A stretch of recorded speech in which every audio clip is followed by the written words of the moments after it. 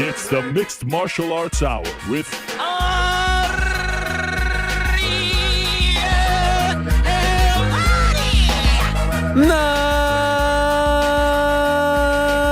Mixed Martial Arts Hour is back in your life on this Monday, June the 26th, 2023. Hello again, everyone. I sure hope you're doing well. It is so great to be back on a Monday afternoon with all of you. And if I'm being honest, it's a very rainy Monday here in New York City, which fits my mood perfectly.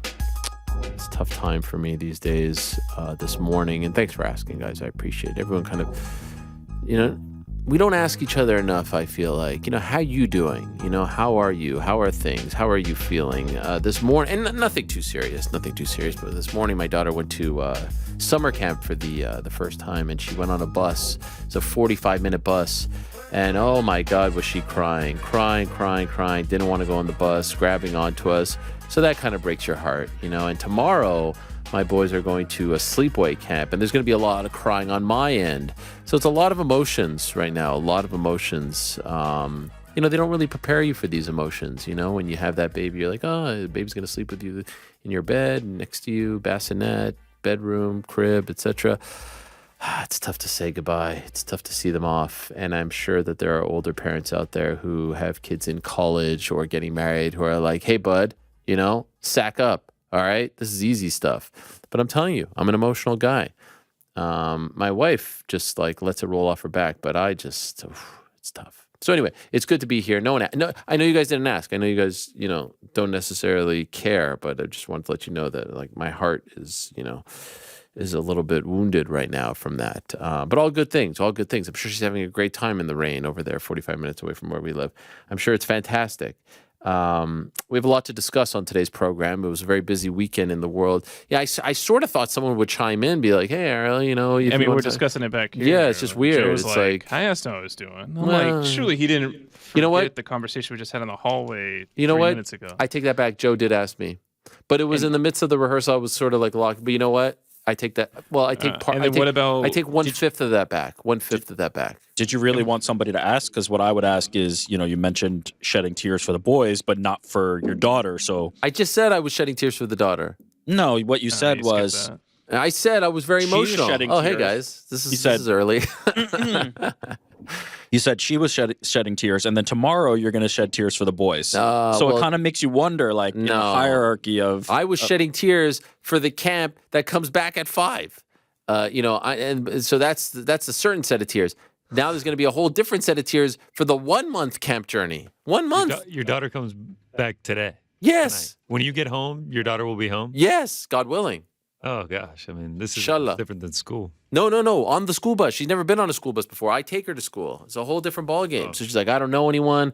It's kind of crazy because I was a very socially anxious kid, and I hated going to camp, and I hated going to school, and so to see that in another small human being is a crazy sight to see. It's great to see you guys, by the way, off the top here. How you doing, man? Yeah, thanks. This is nice. How are you, Ariel? I'm a little bit sad on this Monday, but you got to put it in perspective, right? My mom just celebrated her birthday. Everyone's healthy, so you can't worry about these things. It's parenthood, You get it, right, Frank? You're a dad. New York Rick gets it. Andy's about to get it. Connor's just living the life. Connor's just going for paella on a Sunday night. It was fantastic. It was fantastic. On a Sunday night in New York City, guys just out and about. Evening paella, you might as well, Must be nice. You know yourself. We'll get to all of that and more. Sorry for the tangent.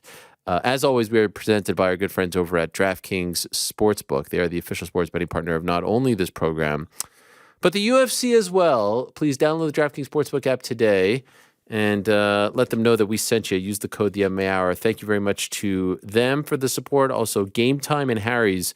I'll let you know about them later on in the program. Speaking of later on in the program, we will make our no, we will not make our picks. That's going to be on Wednesday, and I'll tell you about Wednesday's show. But we will recap our picks, and the Parlay boys continue to roll on. So stay tuned for that, plus a recap of the weekend as far as betting is concerned. Prior to that, we'll be joined by Randy Brown, the pride of New York, the pride of Jamaica had a big win this past Saturday in Jacksonville over Wellington Turman. Gets back on track after the loss to Jack Della Maddalena. Randy Brown will be in studio back into the program around 3:25 today. Prior to that, we'll be joined by the Assassin Baby, the reigning defending UFC flyweight champion, the pride of Mexico, the one and only Brandon Moreno, who, of course, returns to action on July 8th at UFC 290 against Alexandre Pantoja, a man who has beat him twice. He'll be defending his title on the card headlined by Alex Volkanovski versus Yair Rodriguez. One of the most important nights in the history of Mexican MMA. Certainly up there. Imagine if both of them walk out as champs. Sheesh. Anyway, prior to that, we will be joined by Tatiana Suarez, who I haven't talked to in quite some time. We just found out last week, August 5th, she's returning to action, not against Virna Jandiroba, but against Jessica Andrade. Pretty big-time fight at 115. She returned after the 4-year layoff at 125. She's coming back to her natural 115 weight class. Interesting times at 125 and 115. We found out on Friday, Rose Namajunas is returning against Mano Fiorot at 125. Crazy times. Anyway, prior to that, we'll be joined by Chael Sonnen. So much to talk to the American gangster about, the bad guy. Stay tuned for that. And then, of course, Ilia Topuria will join us at 1:30. He, in my opinion, was the biggest story of the weekend. So let us start there. Ilia Topuria of Georgia and, of course, of Spain, repping Spain hard. Even had Sergio Ramos in studio, not in studio, in the arena. Sergio Ramos, of course, very famous soccer player. You may have heard of him. Real Madrid, PSG, etc., etc. I also think Fernand Torres. Was Fernand Torres there too? I thought I saw that. Anyway. There were famous people there in support of Ilia Topuria. And what a performance it was. What a win it was against Josh Emmett, who was super tough, who made it all 5 rounds. But the fight was never really in doubt, although in the 5th, like a freaking zombie, Josh Emmett kept on coming. But it was, I mean, at times a little bit hard to watch, especially in that 4th round. And wouldn't you know it, we had a 10-7. Holy smokes. We actually had a 10-7. I believe the 3rd in UFC history, which is just crazy. A 50-42 scorecard, which honestly I don't really mind. It was, it was that one-sided. And so now we wonder what happens to Topuria. Where does he go from here? Is he going to fight the winner of Max Holloway versus Korean Zombie, which we suspect will be Max Holloway? Is he getting a title shot off the bat? All in all, I would say a fairly entertaining card. The prelims were a little bit slow in Jacksonville. This was the ABC card. Some nice performances. Tabitha Ritchie, impressive against Jillian Robertson. Neil Magny, once again, getting a win and continuing to be one of the winningest fighters in UFC history. What about Brendan Allen? He looked good against Bruno Silva. David Onama looked very good against Gabriel Santos. The Austin Lane, Justin Tava fight ended very unceremoniously with that eye poke. Macy Barber had perhaps her best performance to date in the UFC with the win over Amanda Ribas. But of course, Ilia Topuria was the star of the show. And let me ask the guys, and especially GC, who seems to have been smitten by Ilia Topuria. You loved this performance, so much so that you actually went for paella last night, correct? Yeah. So in honor of him.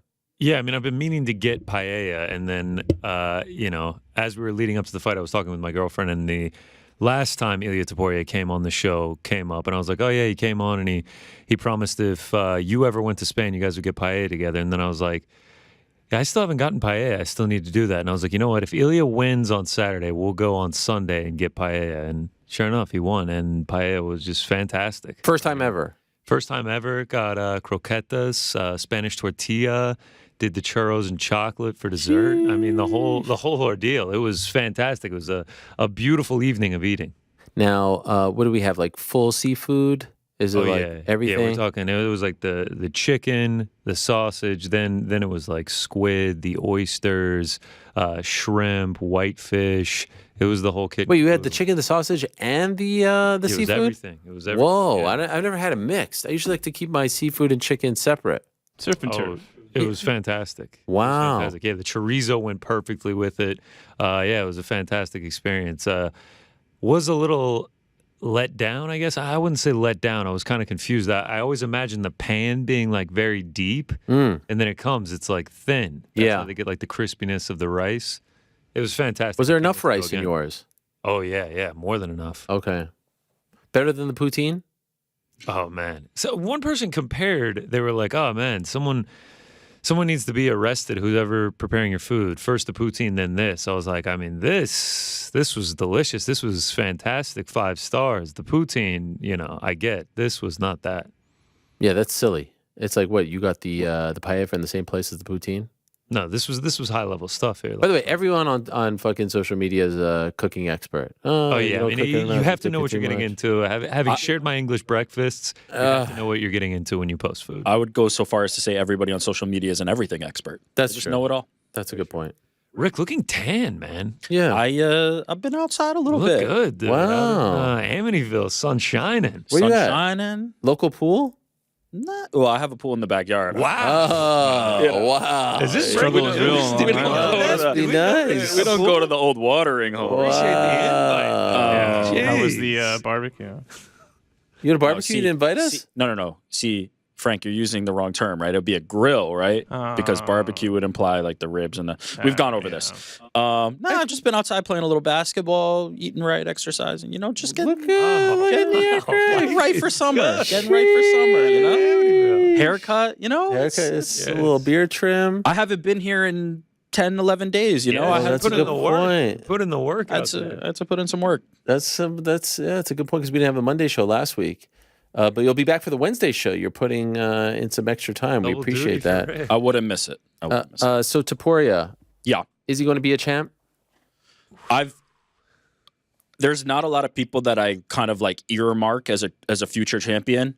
Hamzat is a guy that I've since the beginning kind of believed. Topuria feels like one of the other ones. He feels like a guy that I'm ready to say like the combination of skills between his striking, the ability to fight at the high level, the grappling, putting it all together.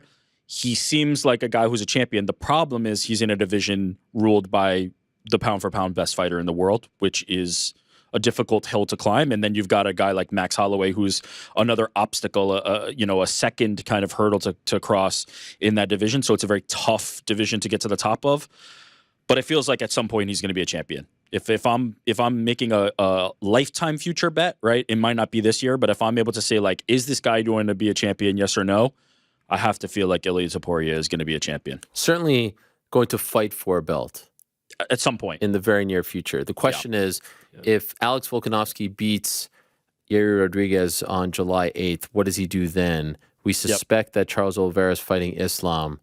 Volkanovski, isn't one to wait, right? I don't think he's fighting in July and then not fighting for the rest of the year. Seems a little bit unlike him. So would Topuria then get the winner of that fight? If Yair wins, everything is up in the air, right? They probably run it back with Volkanovski, et cetera, et cetera. Then don't forget Max Holloway's fighting end of August.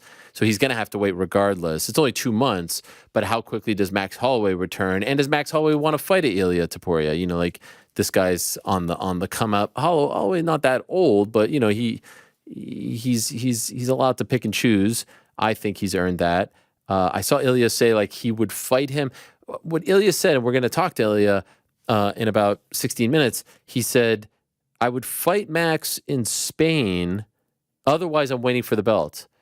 I know they never say that fights are number one contenders fights, but I never really viewed this fight as a number one contender fight. To me, it's like one more, and then you're the number one contender. I don't know. Is this enough for a number one contender spot? For me, yeah. I mean, think of Yair Rodriguez. Yair Rodriguez's last 2 fights, or last 3, let's go back, right? 3 fights ago, lost to Max Holloway. Yeah. Then the weird kind of finish in the Brian Ortega fight. And I'm not trying to discredit that win. He was on his path to victory, just weird circumstances. And then he beat Josh Emmett. So if you're Ilia Topuria, who's been a lot cleaner in that run, and then absolutely smoked Josh Emmett, It'd be hard for me to say he couldn't jump in there. Would I like to see him fight one more time, especially against a guy like Max Holloway? I would personally. But if you're telling me like on the scope of UFC title shots that have been handed out recently, you could do a lot worse than giving Ilia Topuria a title shot at this. Okay, so then so the other side of the coin is like, let's not make the same mistake that we made with Arnold Allen, right? If you match him up with Max and Max wins, now you've just killed off 2 potential title contenders.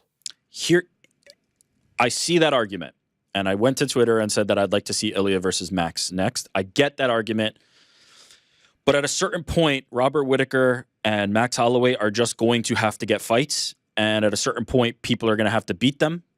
And the idea that like these guys are knocking off the contenders so they can never fight anybody high level just doesn't work for me. Like I want to see Max Holloway and Ilia Topuria fight at the end of the day. It's okay for me if he loses. By the way, I just laid out a path. Yair Rodriguez literally lost to Max Holloway 3 fights ago. And then 2 fights later, he's fighting for the title. So this idea that like Max Holloway is this like unsurmountable obstacle that we need to avoid and throw him into a fight with Volk, I just don't love the logic of that. I know, I get it, because Volk has been so good at killing contenders, and so has Max, quite frankly. I want to see that fight. I'm okay with the idea if Ilia could win or lose. And if he wins, imagine the momentum he'd have going into a fight with Alexander Volkanovski or Yair Rodriguez for the title. I feel like it would make him a bulletproof kind of contender and star. But I also get the argument. I get it. I get why you wouldn't want to risk it. But, man, quite frankly, I just think he's ready. I think he's ready for that step. I think he's ready to fight a guy like Max. But he's also ready to fight a guy like Volk. So it's a tough situation, but I personally have trouble with the idea of like avoid Robert Whittaker and avoid Max Holloway like the plague if you're a contender. I don't love that. I know. Strategy. It's not great. It's not great. Yeah. And because then you have people who say like, if you can't beat them, you shouldn't be fighting for the belt. Same thing they say about DDP right now going into the Whittaker fight. But, you have to have contenders. You want to just kill them all off. Yep. It's a really tough spot. I want to put a pin in the Topuria talk for a moment because we're about to talk to him in about 15 minutes. I think the other big story of the weekend was what happened Friday at the PFL event in Atlanta. It wasn't so much what OAM did or Sadib Boussaï did. Both of them had tremendous wins, and they've turned into, pretty solid stars, champions, contenders, whatever you want to call them for the PFL. But we need to talk about the Hausch Manfio versus Natan Schulte fight, which has led to a whole bunch of controversy. In case you missed it, these 2 friends and teammates who trained together, an American top team, were scheduled to fight each other and did, in fact, quote-unquote, fight on the prelims of the PFL event on June 23rd. They fought as part of their lightweight regular season, and Schulte got the W. And as a result of that, we all thought he was, en route to advancing based on what happened in the Shane Burgos fight. And because of the way in which the Shane Burgos fight ended, the points and all that stuff, Schulte, when we went to bed, at least the public went to bed on Friday.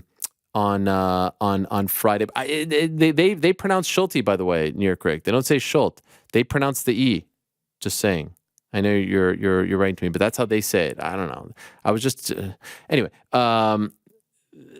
We all thought that he was advancing. Then we wake up on Saturday morning, and we got this press release last night. Natan Schulte and Hausch Manfio did not meet the standards which all PFL fighters agree to uphold in competition. All fighters in their PFL fight agreements agree to use their, quote, best efforts, skills, and abilities as a professional athlete to compete and defeat any opponent. It was very clear that Natan and Hausch did not meet that contractual standard in yesterday's bout. PFL immediately suspended both fighters from the season and deemed the fight to have 0 points for purposes of league standings. PFL takes this action in recognition of its responsibility to all PFL fighters and all PFL fans. As a result, it's now Clay Collard versus Shane Burgos. Burgos is the one that advanced, and then OAM versus Bruno Miranda. And so I'll be honest with you guys, I was not watching the prelims live, but I saw people tweeting about it. So I went back to watch before I saw this because I wanted to, like, people were saying this was a weird fight. It was off, this and that. And I was like, all right, let me watch this. So I watched it early Saturday morning, I believe it was. Yes. Before, because this came out at like 9 a.m. ish on Saturday.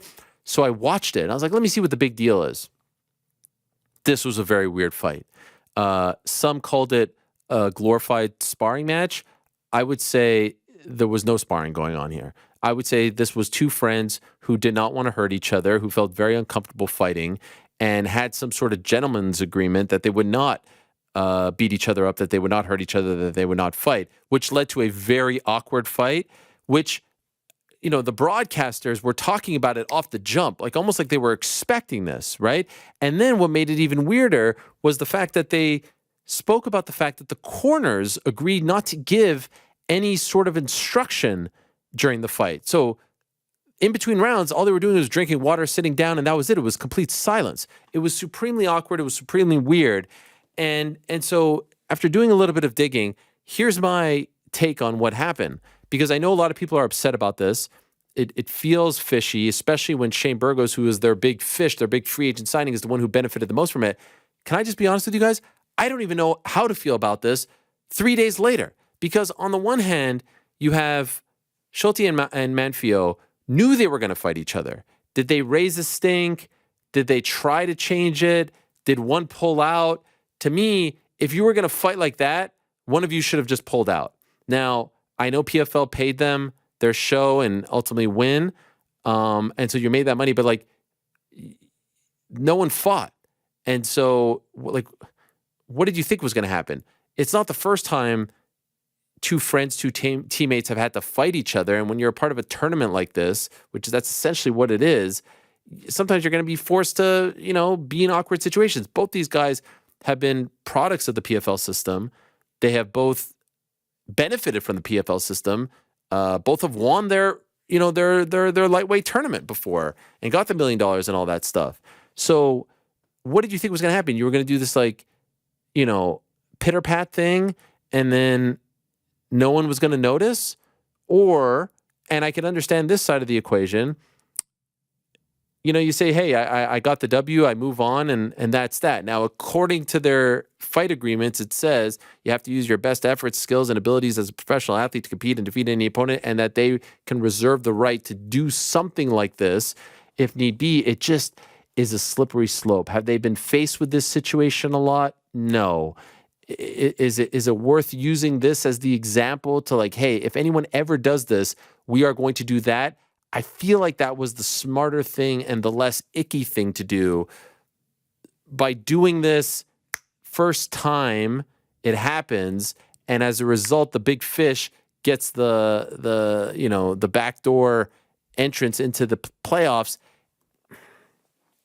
It's a weird look, and PFL likes to tout itself as the place where it's all about meritocracy. It's all about, you know, no matchmakers. We take that out of the equation. Ultimately, if we're truly going to tout ourselves as the, you know, the league, you don't necessarily, it's a weird one, because if you win a shitty game in the NFL playoffs, you're still advancing, right? But in this case, there's points involved, right? There's knockout, there's this, that, you get points. So it's not exactly apples to apples, but ultimately it's survive and advance. And it was survive and advance. Now, if they find out that there was some collusion, that they worked the fight, that's a whole different thing. But the fact that they paid them makes me think that they don't believe that it was a worked fight. I would also say, you know, if I'm the corners and I'm the fighters, I just would have agreed. Like, listen, you know, we don't want to do this. It's going to be 15 minutes of uncomfortable. But like, to not give any instructions or anything like that, to me, was a little bit weird. I don't have to see them. You know, I don't have to see the other guy in the gym, so it's easy for me sitting here and saying that. But as you can see here, I still don't really know how to feel about it, because I think that it was a very awkward fight. It was a very weird fight. It did not feel like a real fight. It didn't even feel like a sparring match. It felt like they were doing like a capoeira dance. Like they weren't even like trying to hurt each other. And then they would grapple for a minute or two and be like, okay, cool, and let's go sit and have some water. It was very, very strange. And even Schulte afterwards was very emotional. But then on the flip side, it's like, now it just feels like PFL is trying to matchmake when they say that they don't. I did hear, and take this for what you will, that they made the call and they told both fighters before Burgos fought that they were going to do this. They didn't make this call on Saturday. They made it in the middle of the fight. Does that change anyone's opinion on it. It looks weird that it's Burgos of all people that gets, the benefit here. I don't know. I don't even know if what I'm saying is coherent. What do you guys make of all of this? Did you guys watch this? Do you feel as conflicted? I think ultimately what I would have decided in closing is I wouldn't have done this. I would have used this as the example in the future of what not to do. And by the way, try to avoid these situations as far as matchmaking. You don't want in. One of you has to excuse yourself from the fight. But ultimately, you let the fight play out. You kind of have to deal with the consequences is what I'm landing on. It's a very complicated situation. I think there's a lot of factors that come into play. One of them being like, what's the line between choreographing a fight and just agreeing to certain terms, right? Like that's a very thin and fine line. I don't think anybody necessarily threw a fight, but if they agree to certain terms and then that's the end product, you kind of wonder how much conversation happens beforehand. So it becomes very murky. I think PFL is well within their right to look at that fight, quote unquote fight, and say something happened here and we need to take action to punish this. But I think they probably got a little ahead of themselves, right? The commission didn't take away a win from Natan. They're not even investigating it. Actually, I think they suspended him for a week, right? But when you say suspension, you're talking the standard suspension for nothing. Recovery from a fight, not related to got it. Punitive. And it gets into dicey territory where you have to determine the value of if the two fighters had a conversation beforehand, how far to take that, how seriously to take that, what the conversations were with the league, if at all, before this, right? The league is choosing this matchup. Did they have a conversation about, hey, we expect you guys to fight even though you're friends? I think there's an argument. I would listen to an argument of if we matched them up with other people and ultimately these two guys got to the championship and then we got this in our championship, you would hope to avoid that. So I think there's an argument to be made hey, we're hoping to make this fight in the regular season, eliminate the potential for this happening in the playoffs or in the championship, have them fight the fight and have a conversation with them that says, hey, we expect you guys to compete and not to do this, and let the chips fall where they may. But it feels like there was just a lot of potential steps missed here in terms of what could have been done prior to the bout happening. So ultimately, what should they have done? They can't do this, in my opinion. They should have let Natan has to advance. Yeah, I think Natan had to advance as well. Clearly, they had plans of what they were going to do going into it. If you just watch the fight, I think they landed 30 combined punches throughout the entire thing. And as soon as it finishes, you can just see the emotion and the awkwardness on both dudes' face. Natan goes over to his corner, is bowing. They're hugging the entire time. It felt like they had full plans of exactly what was going to happen going into it. Yeah, it was awkward to watch. The aftermath was awkward because you could tell they were both unhappy, right? They were not, I don't know. Again, it's impossible to know what the agreement was. That's the thing. The corner thing I didn't like. That gray area. The corner thing is what made me feel like there was an agreement beforehand, right? That's the problem. There had to have been one with the way that they fought. And now that I'm saying those words, I guess that technically is fight fixing. I'd put it this way. Ultimately, I don't know what the right answer is, but I know that I don't feel good about either party in this scenario, right? I don't feel good about what the fighters did, and I don't feel good about what ultimately PFL's final steps were. But I also find it hard to blame either side either, right? If you're the fighters, did the PFL have a conversation with you about what they expect if this fight is booked? If you're the PFL, getting that product on your air as part of your tournament, I understand being upset and trying to take action against it as well. There's really no winners here. It's really just a losing scenario. And finding out that they made the decision before the Burgos fight, does that change your opinion on it? It makes it a little shadier, in my opinion. The Why? idea that, well, if you're Shane Burgos, who needed to have a definitive win to kind of even keep yourself alive for a playoff spot, An early finish, a very early finish. You needed an early finish and then come out and have a decision where it was wrestling heavy.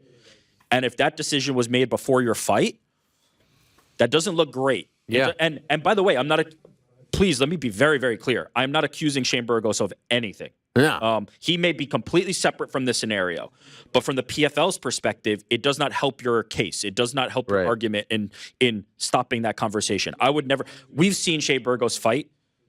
Shane Burgos is a gamer, is a fighter. I would not question that ever, ever, ever.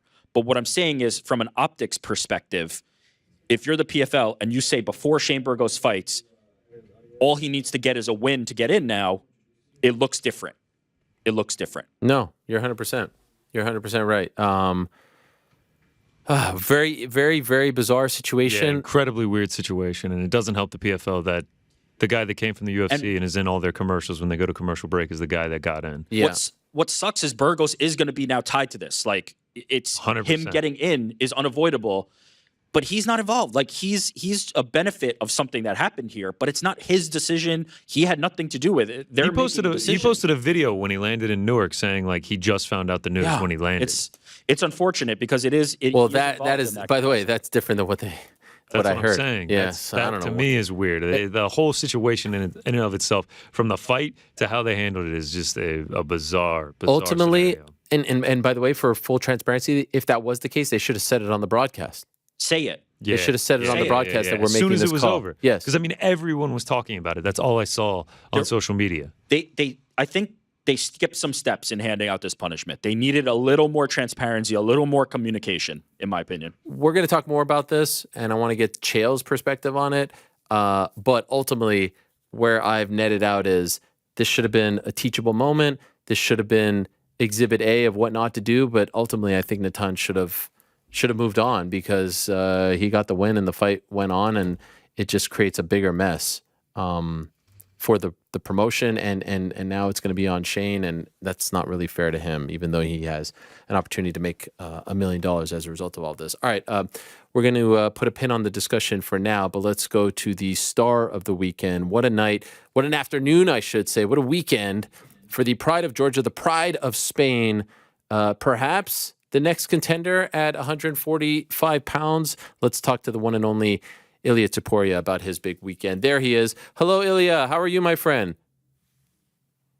Man, I'm good. How are you doing? I'm doing great. Thank you so much for joining us. It's a pleasure. Congratulations on an incredible weekend. What is it like 2 days after this massive fight, this massive main event for you?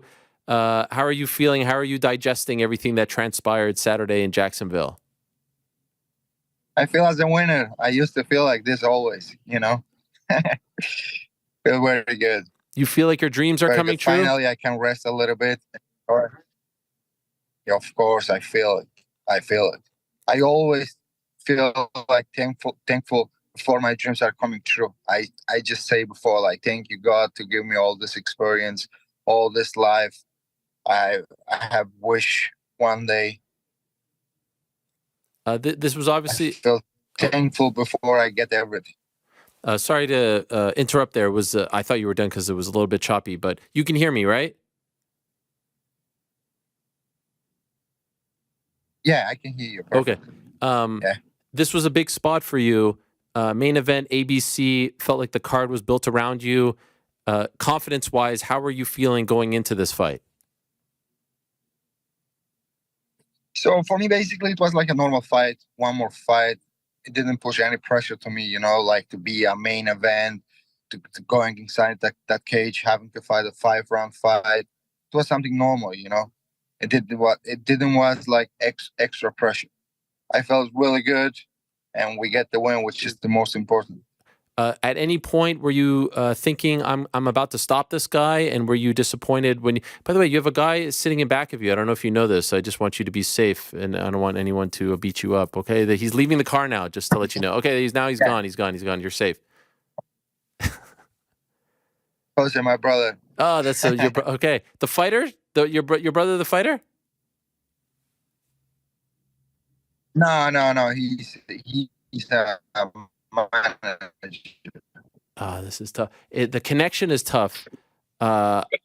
It's hard to. No, I don't hear him. Why did I lose his audio? I think I. Let's call him. Okay, can you just reconnect with? It sounded like the car alarm going off. Oh, Now you're moving. Now, did you hear me now? No, now I heard you. I lost you there for a second. Yeah, I don't know. Now I hear you. Now I hear you too. Okay. Sorry, what were you just saying? I said I bring a part of my team here in the airport. We are in Miami. They are leaving. They are going to Spain. Oh. So that's why maybe I have a little bit bad connection. No, it's all good now. Now it's actually perfect. Thank you, and I appreciate you squeezing us in here. I know you're very much in demand. So you were feeling good. I was just wondering, like, it looked like a couple of times, especially later in the fight, you were this close to finishing him. Are you telling yourself, what do I need to do to end this guy? Is he like a zombie or something? No, I was really patient inside the fight. I was a little bit surprised because the guy was really tough, you know. I connect him with a really clean punches a couple of times, but the guy was tough. I was thinking that maybe they wouldn't stop the fight in the fourth round because his eye were looking a little bit disgusting, but they keep with the fight and I had to go to the distance. So that's it. Yeah. Did he hurt you at any point in the fight? No. He didn't even touch me with any of his punches. I didn't feel anything. I hate. I didn't in any situation in danger. You know. Right. I always felt safe. I hate using the word easy, but did you expect the fight to be that easy? I know it's not easy to me, but for you, it felt like you were never really in danger. I was expecting to finish him real quick in the first round, second round, because I don't know. I saw before the fight so many chances that I had to finish that fight, but he surprised me. He really did. He was really tough that night. It was very cool to see the great Sergio Ramos there to support you. When did you become friends with him? So, like 1 year ago, something like that. He texted me after of one of my fights. He started to follow me, to text me like, yeah, since 1 year ago, something like that. And for this fight, he told me, I'm gonna go to watch you to support you. I was like, really, you will come? He told me, yes, I'm on vacations. I didn't have any football match, soccer match, so I'm gonna go to watch you fight. So amazing. It feels like this was a weekend where Ilia Topuria, like, you became a superstar. Like you took a next step. And I know you probably felt that way for a long time, but do you understand what I'm saying? Yeah, I understand what you say. Yeah, it starts growing little by little. Slow is the fastest way to get where you want to be. I always used to say this. It's like I already saw all this moving in my mind. You know, it's just question of time to bring all this in reality. That's it. I just try to enjoy the whole process, and yeah. Where do you get more love from, Georgia or Spain? From both countries, I'm getting a lot of love. You know, they always ask me like, "How do you feel more? Like more Spanish or more Georgian?" It's like having a two childs. You know, you can't choose. So much love for both of that countries that I can choose. You know. But it does feel in Spain like you are the face. There's no one really on, like in Georgia. There's Marab, but as far as Spain, it's just you, and it feels like you are the face of Spanish MMA. And it feels to me, especially going into this fight and in the aftermath, that especially as far as Spanish MMA is concerned, you are getting a ton of love and a ton of attention. Does that feel fair? Yeah, that's true too. Yeah, in reality, I'm getting a lot of love from Spain too. It feels amazing all the time. I'm in Spain. It's like seeing how the MMA is growing in Spain. It's crazy, you know. Because I remember when I started, like no one knew anything about the MMA. They were like, "Which sport is that? What you doing?" Like they punch each other. I don't know, like put crazy questions, you know? Yeah. And right now, everyone knows everything about MMA. Everyone follows UFC. I'm pretty sure that if the UFC brings the event in Spain, they're going to sold out in one day the whole arena. Which would be the best city to do it? Where would you recommend they go? Madrid, Santiago Bernabeu, and that stadium. In the Real Crazy. Madrid stadium, in the big, massive stadium? They could sell that out? Yeah. Yeah. They're Really? gonna sold out without any doubt. Yeah. I didn't have any doubt about that. Wow. Yeah, and at the same time, you have to think that Spain is a place where a lot of people want to go. You know, it's close. It's in Europe. Everyone can go. It's not too expensive. It's a cheap country. Yeah, it's cool. It's cool having a plan to have to go to watch the UFC, even if you live in Sweden or in France or I don't know, close to Spain. Wow. So that's why I didn't. It's not just Spain, you know. Yeah, I know. I understand. And what were they saying to you after the fight? What were the whispers? Were they saying, okay, we're going to go next year. We're thinking about it. I'm sure you asked some people there. What were they saying to you? So right now, I'm really focused on getting that championship belt. You know, Okay. I want to get that title fight, which I know that I deserve. But if they come out with some offer to go to Spain and make a fight in Spain with Max Holloway, maybe, because if they told me to go to Spain to fight, I don't know, someone unknown, I'm not going to ask it to fight because I want to go for that belt. But if they come out and they told me like, okay, we want to take the UFC to Spain and you're going to fight with Max Holloway, I will say, hell yes, let's go, let's do it. I wanna fight in front of my people. Sure. But you could also fight as a champion, so you don't have to go now. It might even be bigger when you're the champion. So what do you think is the most realistic scenario for you? Because the title fight is in just, 10 days from now or 12 days from now. Do you think that you will just fight the winner of this fight?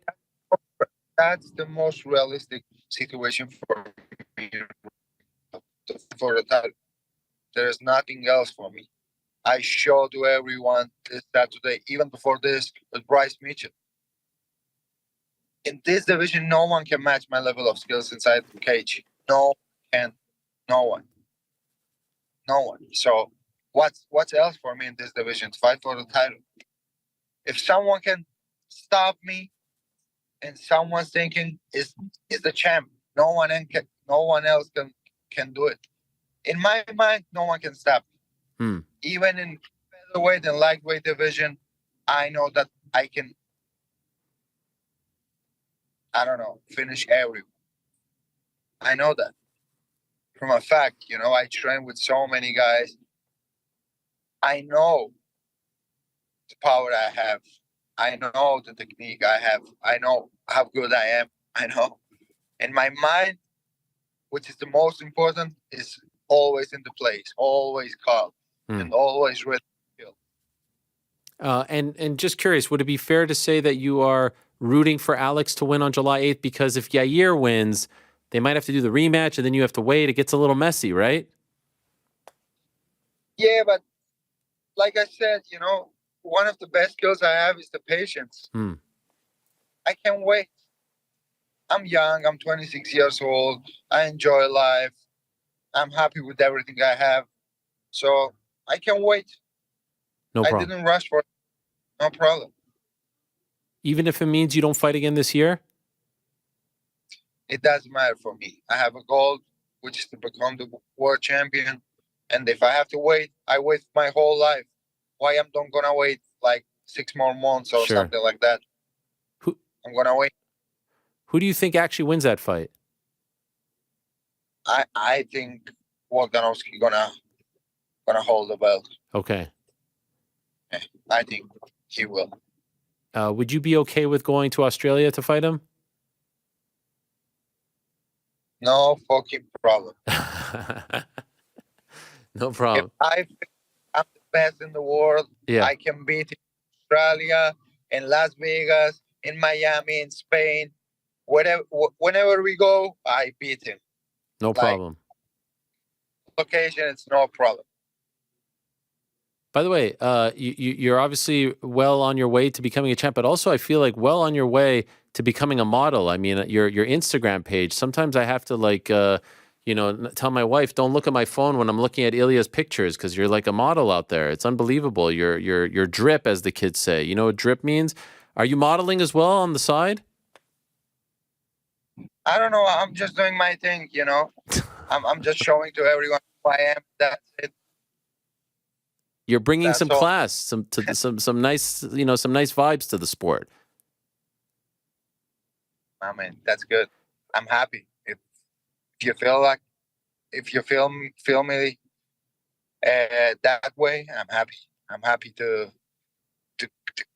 be a inspiration for our people. I don't know if it's doing something in the sport.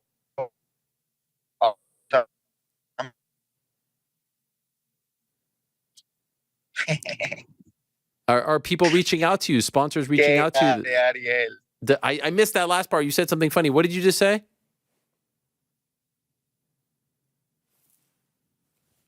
Oh, What? What did you just say before, Ariel? You said I something. said Grande Ariel. Oh, Grande. Yeah, that's me. That's me. By the way, I said Grande. are big designers reaching out to you? Sponsors?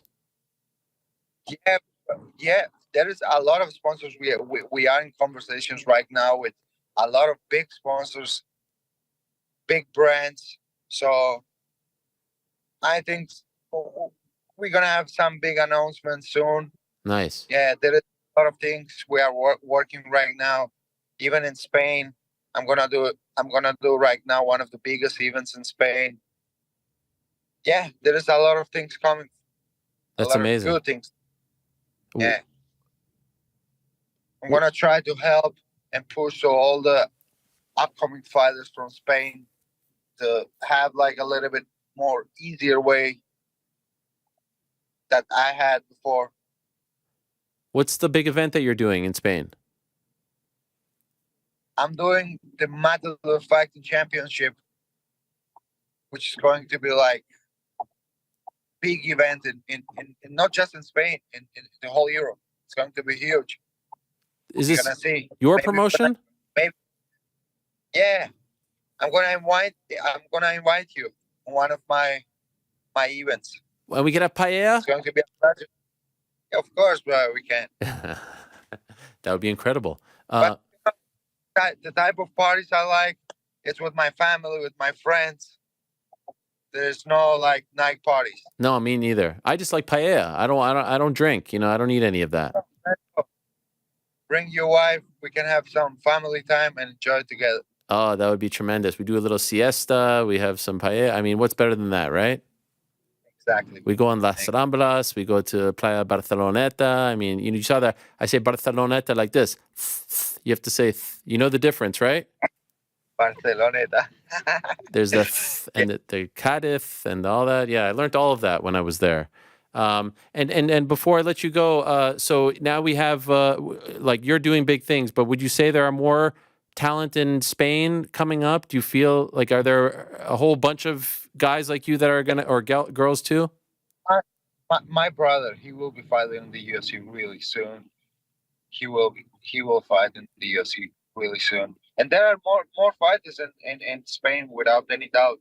So soon I want to push all of them to be where they deserve to be in the UFC, in the biggest promotion, because I know that we have the level in Spain to fight into the biggest competition in the world without any doubt. And I'm proving that all the time. I step inside the cage that we have that level. By the way, when you sat down at the press conference, what were they chanting for you? Do you know that song that they were singing when you sat down? What was that? Do you remember this? They are like my teammates, my coaches. Everyone is singing for. What were they have a saying? song for me. You have your own song? Mi buen amigo, esta pelea volveremos a estar contigo. Te alentaremos de corazón.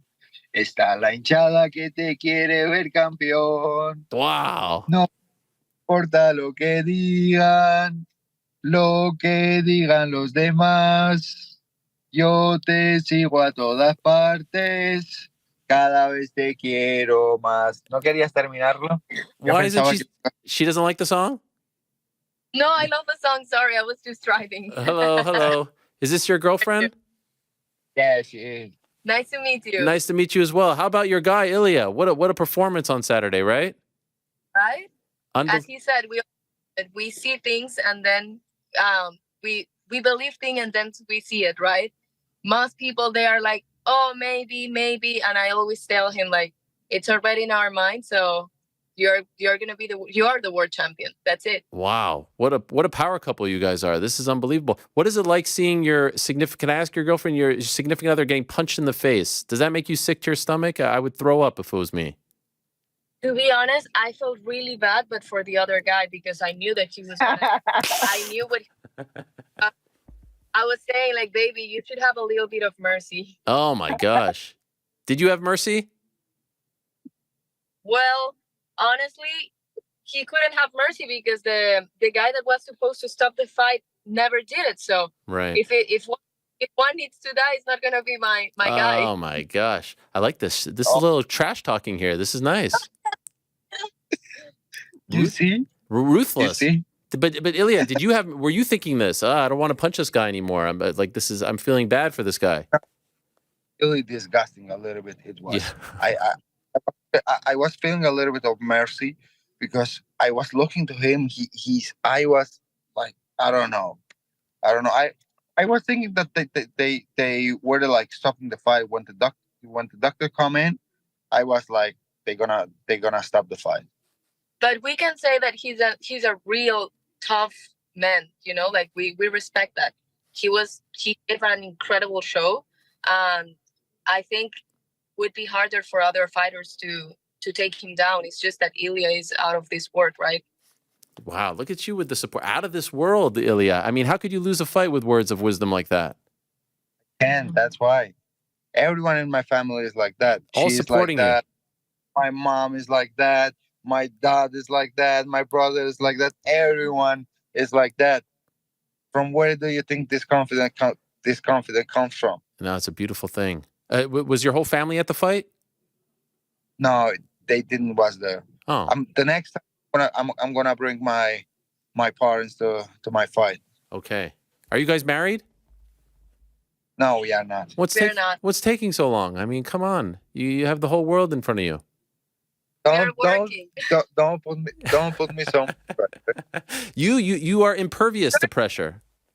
You know what's funny? He's saying that like every time people ask him like, "How did you guys meet?" He's like, "Oh my God, she came to me and I was like, you need to slow down." It's a lie. He was the one like he saw me and he was like, "I'm gonna sit next to her." Oh, tell us the story. What happened?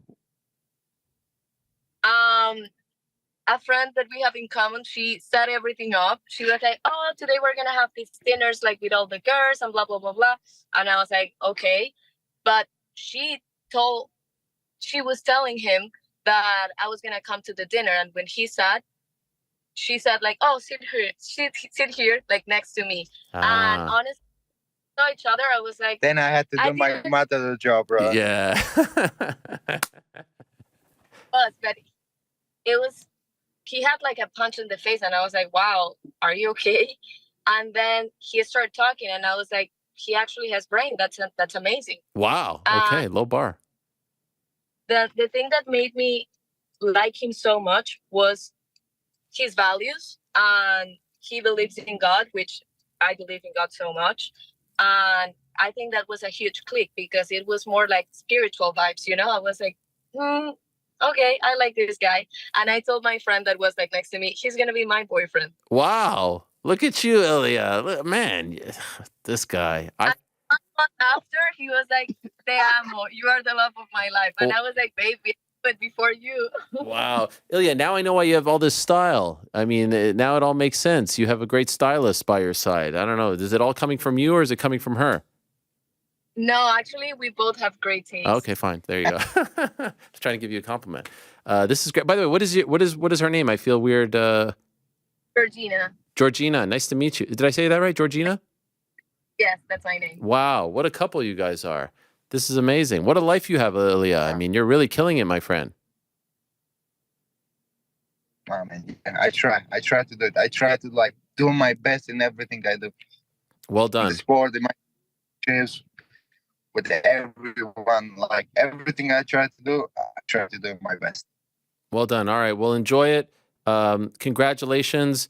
Very impressive. You even got a 10-7, which is super rare. I was the only person in the sport that gets 10-7s. Now you get 10-7s too, which is crazy. So well done, my friend.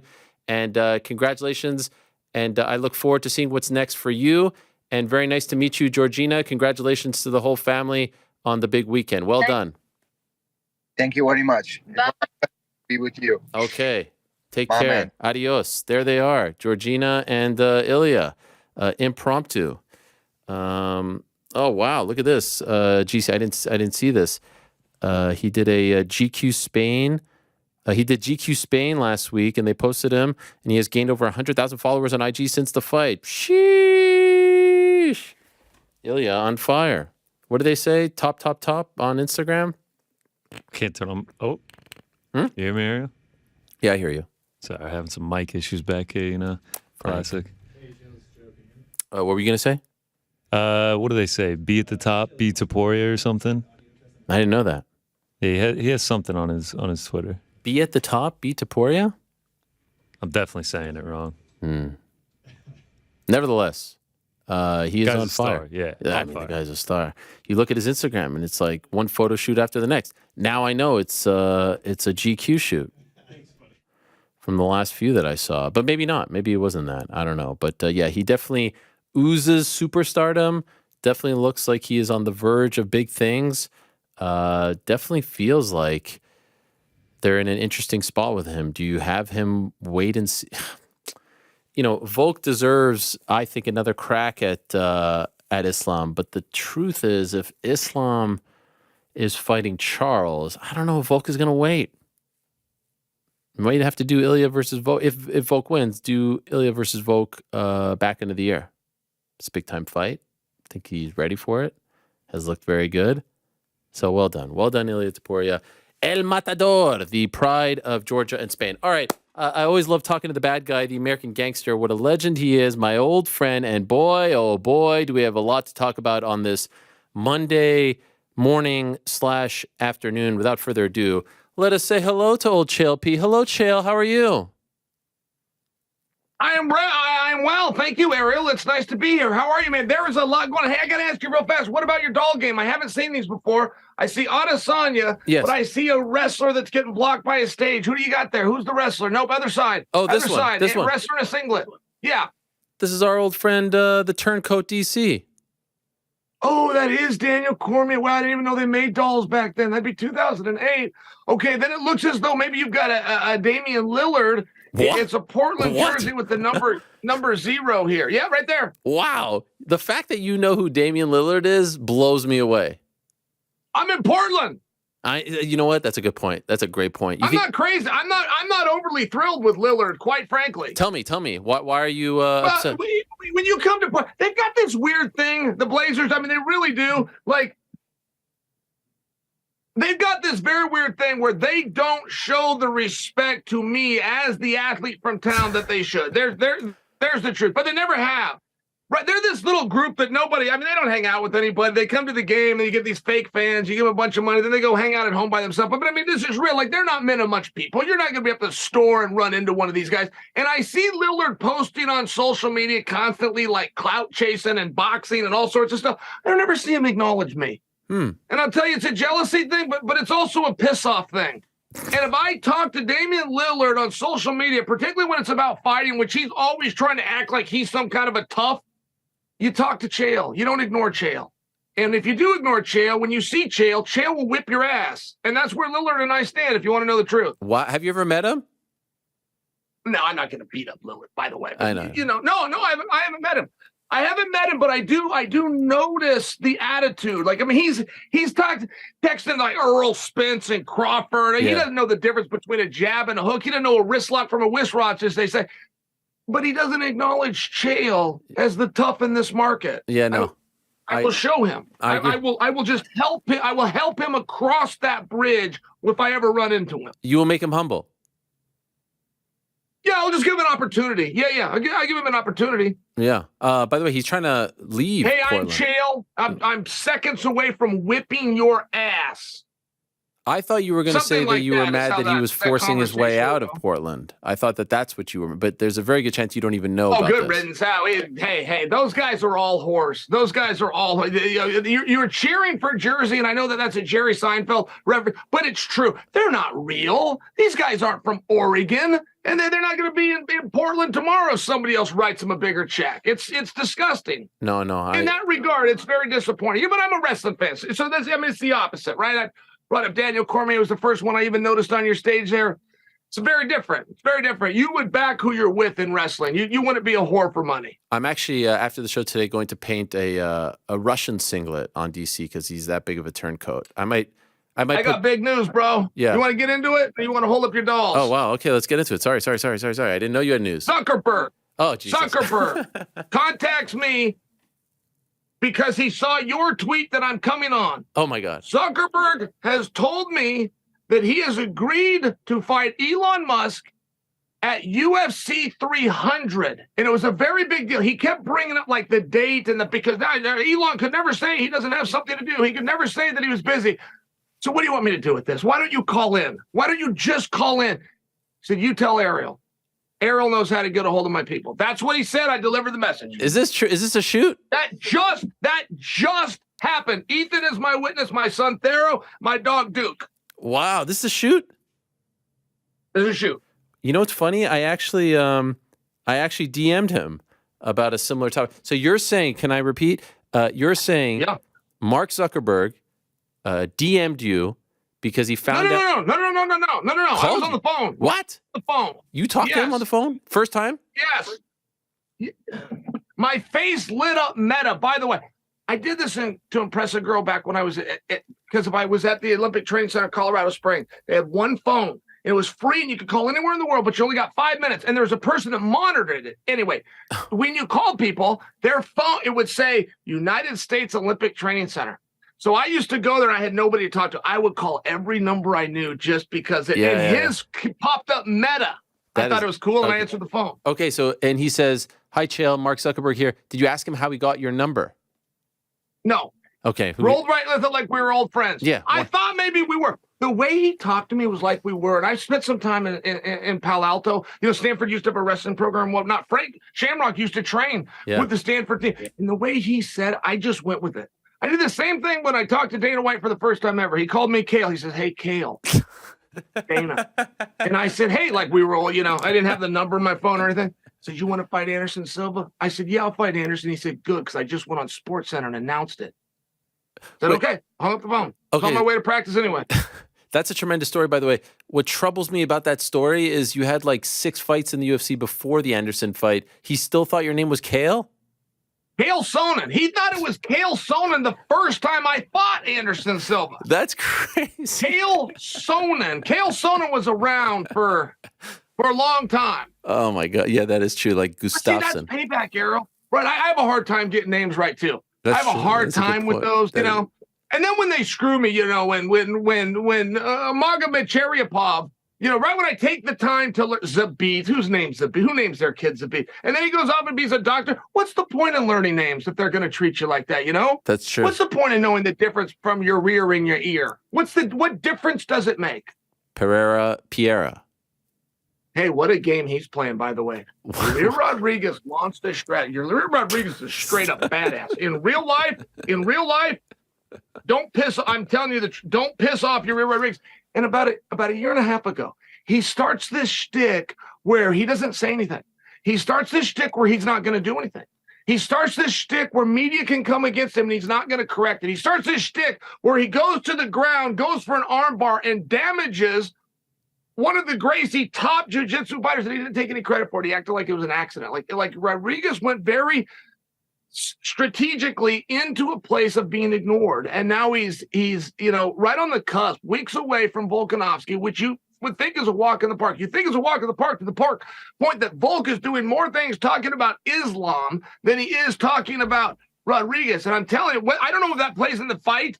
I will just tell you, this was Yair's plan from the beginning. And it's working. He is getting all the attention off him. He's putting all the pressure over here, and he's coming under the radar. And it's very interesting. See, because you see how good Emmett was over the weekend. You see how tough Emmett was over the weekend. That tells you something about Rodriguez. Emmett's performance and how tough and how good he looked and good in positions changes Rodriguez versus Volk, because now you start to understand just how good Rodriguez really is. Okay, this is all very fascinating, but like we just ran right through the Zuckerberg phone call. We have to go back to that. So you're saying, yes, Zuckerberg calls you, finds out you're coming. And I'm cloud chasing. Hey, by the way, I know I'm a name dropper. I know that. I'm from a small town. This is a big deal. Like, I'm playing this cool with you right now. This is a big deal. I want to be the guy that called me. I want to, but I admit it before anybody calls, man. I know that's what I'm doing. It's a cool moment for me, and I'm passing the message. But go ahead. I appreciate it. And you're continuing your streak of breaking news while on this program, which is huge for us. It gives us clout. So he says, I know you're going on Ariel's show. I want to let you know the plan is for me to fight Elon Musk at UFC 300 next spring, I believe it is. And I've agreed, or what? Where does it stand? Everything about that except for next spring. UFC 300, and then he made a point. He made a point that I was supposed to tell you. Tell Ariel, because there's no way to get out. He said there's no way his calendar is busy. A year from now. This is what he said a year from now. I didn't check what it was, or spring or something like this. But I thought it was a big deal because, they are fighting in public too. Like, whether they actually get out there and trade hands, there is a public fight going on. I mean, Elon Musk challenged him. He didn't challenge him to a game of horseshoes. He challenged him to a sport that's number one criteria is damage. He threatened to damage him. It's a big deal. How do you feel about this? It's a big deal. I don't know if people have followed it. Sorry to cut you off, but I don't know if people have followed it. I mean, you remember the missile situation where reportedly Zuck put like $200 million into a missile and it blew up in space, and Elon's like, sorry, and just moved on. And just, I mean, you know where this whole beef started, right? How do you feel about them fighting in the UFC? Are you on board with this idea? Do you like it? Do you not like it? I am extremely interested in it. I'm interested from a standpoint of being silly. We get to have fun in the UFC about every 10 years. Dana White is extremely stuck in his paw. I mean, we didn't used to get to do champ. We didn't used to get to see women fight. I mean, there was very stuck in policies. And about every 10 years, we would get a James Toney, or we'll get a CM Punk. We get to have fun. Not very often. We get serious business and the integrity of this one. But every now and then we get to have fun. We get to see a Conor versus Floyd. And we're at that point. We're at that, X amount of time has gone by and we're about to have some fun. So, yeah, I'm interested in it. I'm very interested in it. Can I play devil's advocate for a moment? The fact that one billionaire wants to fight another billionaire and thought he would call a third billionaire for permission. That's true. Like, I don't really know where that comes from, but I got to give Dana credit here for, like, there's no other promoter that could even come to the table now. It'd be weird. Those two either fight in the UFC or they don't fight at all. I think we can agree on that. And that really was a strategic move by Dana. I mean, they could film this on their iPhone. They could put it on Twitter. They could put it on Instagram. They could put it on Facebook. Wow, what a thought. And it's one of these things where, no, we're going to go over here. Are you surprised about that? They could put on their own event, like on an island, truly on an island, and it would sell millions of pay-per-views, right? One would think. Why do you think they need the UFC or want to do this? Is it part of the appeal? Like, hey, I'm a UFC fighter for a night. It's like the fantasy camp thing. Yep. Absolutely. I wish I mentioned CM Punk a moment ago, and I wish that Punk would have gone a little with this, but I'm friends with Punk, and so maybe it's a little bit of biasness, but when Punk came into the UFC, he never said, I'm going to beat George St. Pierre, I'm going to challenge Michael Bisping. It was basically a bucket list. Hey, what an opportunity that I run into Lorenzo, and Lorenzo personally offered. What an opportunity. And that's how Punk approached this. And every minute he spent in there was awesome. And I think people could relate to that, but he never quite came out and said that. And I wish that he would have, but it's relevant. And I use that example because yes, that would be the Lord of the UFC. Zuck, I don't know that he watches cage fights. I don't know that he goes to the local YMCA, but I know that he sat cage side in the UFC. Fair. And, I know that Musk does things with Ari Emanuel and whatnot. So, yes, I think that it needs to be. I mean, I could relate to that. If I was to play football, I don't want to play it down in football, but it was in the NFL. I would do it. I would go on Monday night and play one down, no matter what happened, if it was there. And people understand that concept. That makes sense. Can I tell you how I feel about this? And I think some people would be surprised with my stance. Yeah. You know me. I like to have fun. I'm a fun guy, right? I like pro wrestling as well. Hey, he's texting. Zuck is texting. Hold on. I gotta tell him to call in. Can you tell him to call in? Let's do a three-way. Yes. How do I do that? Do you want to tell me a number and then everyone's going? Do you want to text me something? Yes. I'll text to him. Right, he's watching right now. Right now, this is happening right now. How do you know this isn't? Hey, how cool will I look? Will I look cool? Right, I came on not knowing who Daniel Cormier was, and I'm going to whip Damian Lillard's ass. What if I pull off Zuck? Huh? Will I be a cool guy? Will I get cool guy? I don't want to do this if I'm not a cool guy. Do I get something? This would be the greatest pull in the history. But by the way, okay, how do you know it's not someone like scamming you right now? Because it said meta. Because it said meta, like the training center. Hey, leap of faith. Leap of faith. Like this isn't perfect science. This is. I've been catfished before. I got catfished by Aspen Ladd. Come on. Yes. What do you mean? Wait, is he texting you right now? This is happening right now. He's watching it right now. That's what I'm saying. Shoot me a link. I'm going to forward it to him. This is happening. This is in real time. So I'm going to get him to call in. But I want people to give me credit. I want people to be like, "Hey, Chael's the source, man. You should get all the credit. You should get a percentage of pay-per-view buys." That's all I need to hear. No, I just no from you. Here, I'm sending you the link right now. Is somebody sending me something? Yes, I'm sending it to you right now. I'm holding my phone. I'm sending it to you. Just 1 second. All right. But I hold my phone. What do you think of this, Errol? You know what this is? You know what this is right here? Oh yeah. Battery pack. Ah, it's huge. 80% life. I just sent it to you, by the way. All right. And by the way, I'm ordering it right now. What if it's Greg 16676935420 who pops up? I know that guy. Not in real life. I hate that. I wish they ban him. That dude is so annoying. You're talking about the Twitter guy. Yes. What if it's him playing a prank on you? Greg 1024769. What if it's him? All right, hold on. I gotta forward this. Wait, if this goes down, this will be cool. Hey, by the way, you just sent me the link. Hey, you just sent me the link. Oh, you know how that happens. You know how you do. Okay. Hey, Aaron, but what if we are getting catfish? Don't forget about that. That's going to be funny, too. What if some dude just pops on? Can you FaceTime him real quick just to confirm it's him? I don't know if it says meta. I assume that's a landline. Oh, my God. What do I do? Do I push the button? Call him first. Here, I forwarded to him, and I got bubbles. What's he saying? What's he saying? Nothing. I got bubbles. He's not saying anything. I got bubbles. And you spoke to him, right? You heard his voice. It sounded like him?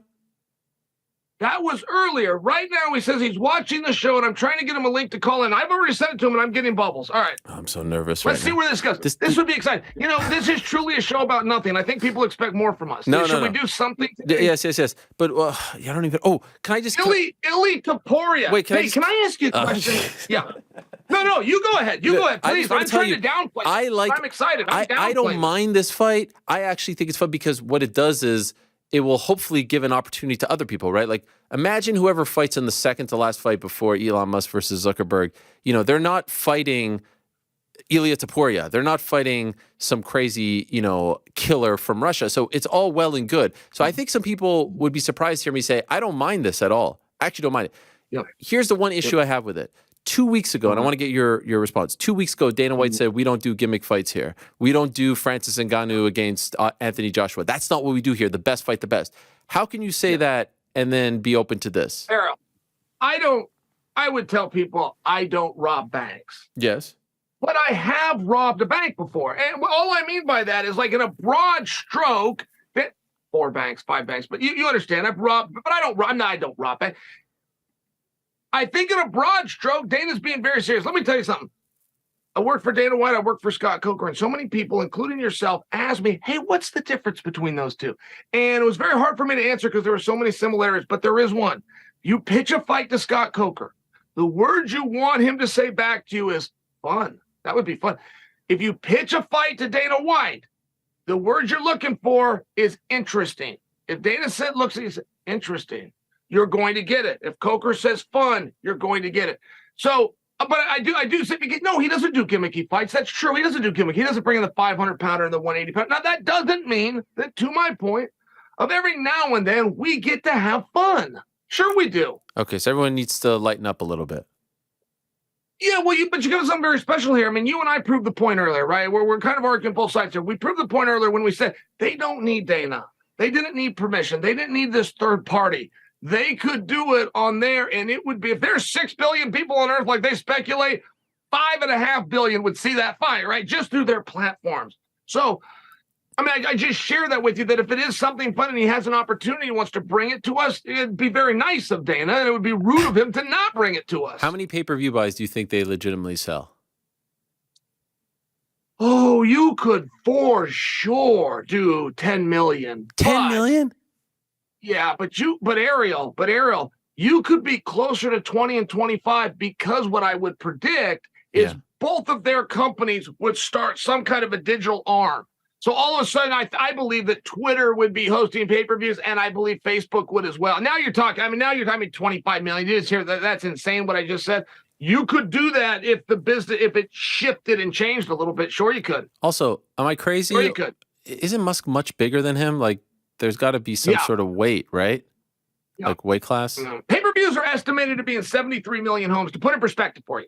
So if you had 15 million, like I just said, you have about, off the top of my head, about 32% of the market. That's insane. That's an insanely high number, but yeah, all in, yeah.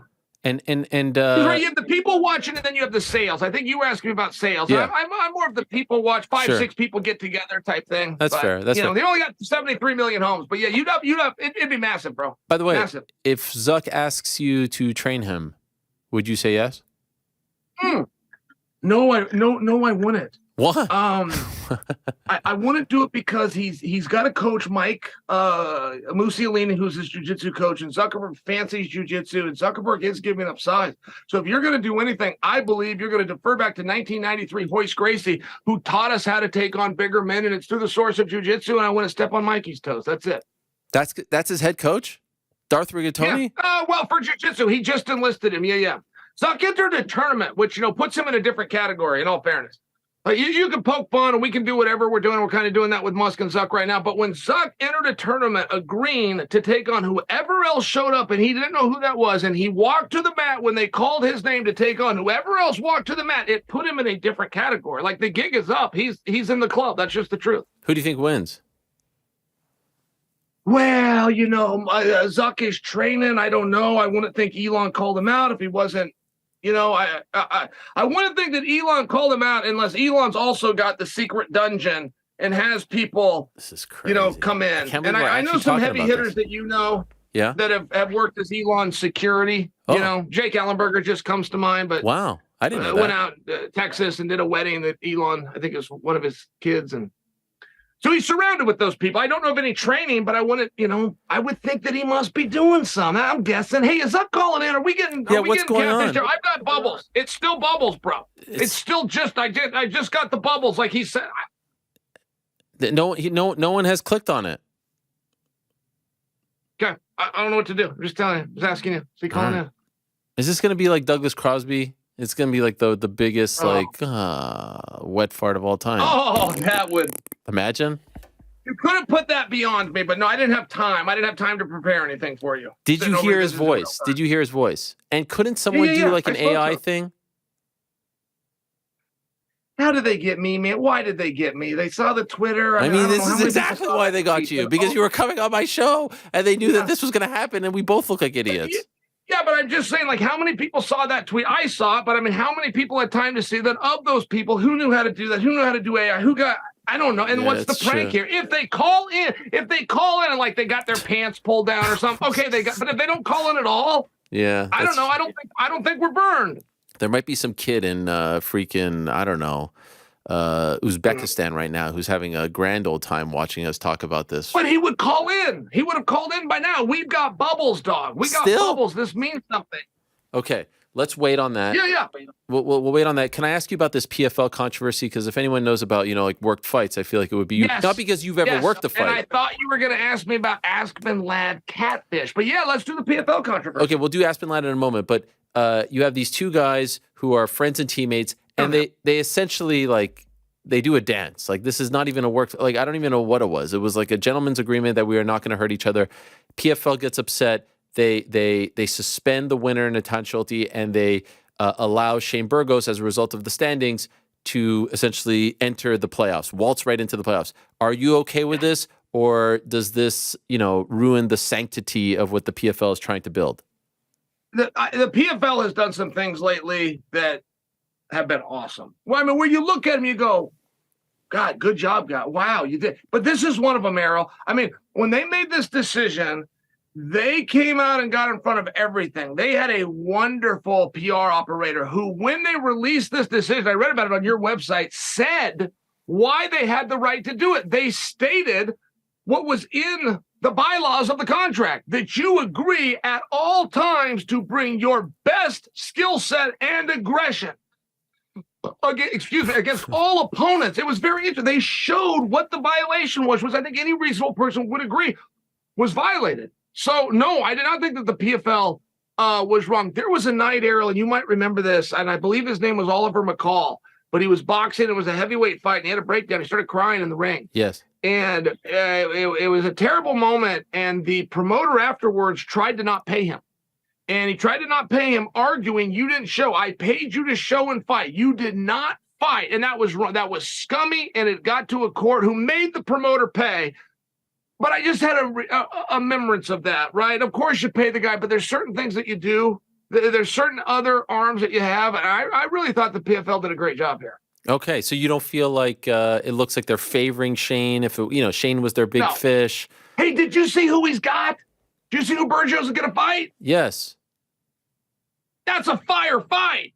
That's a great fight. No, that isn't the point. That's not why you do these things. That's a great fight. Bergio's next fight, that is Clay Collard. Awesome. Clay Collard. Yes, Collar's seeded number 1. Yeah, who would have Collar's supposed to beat him. And style-wise, Collard might beat him.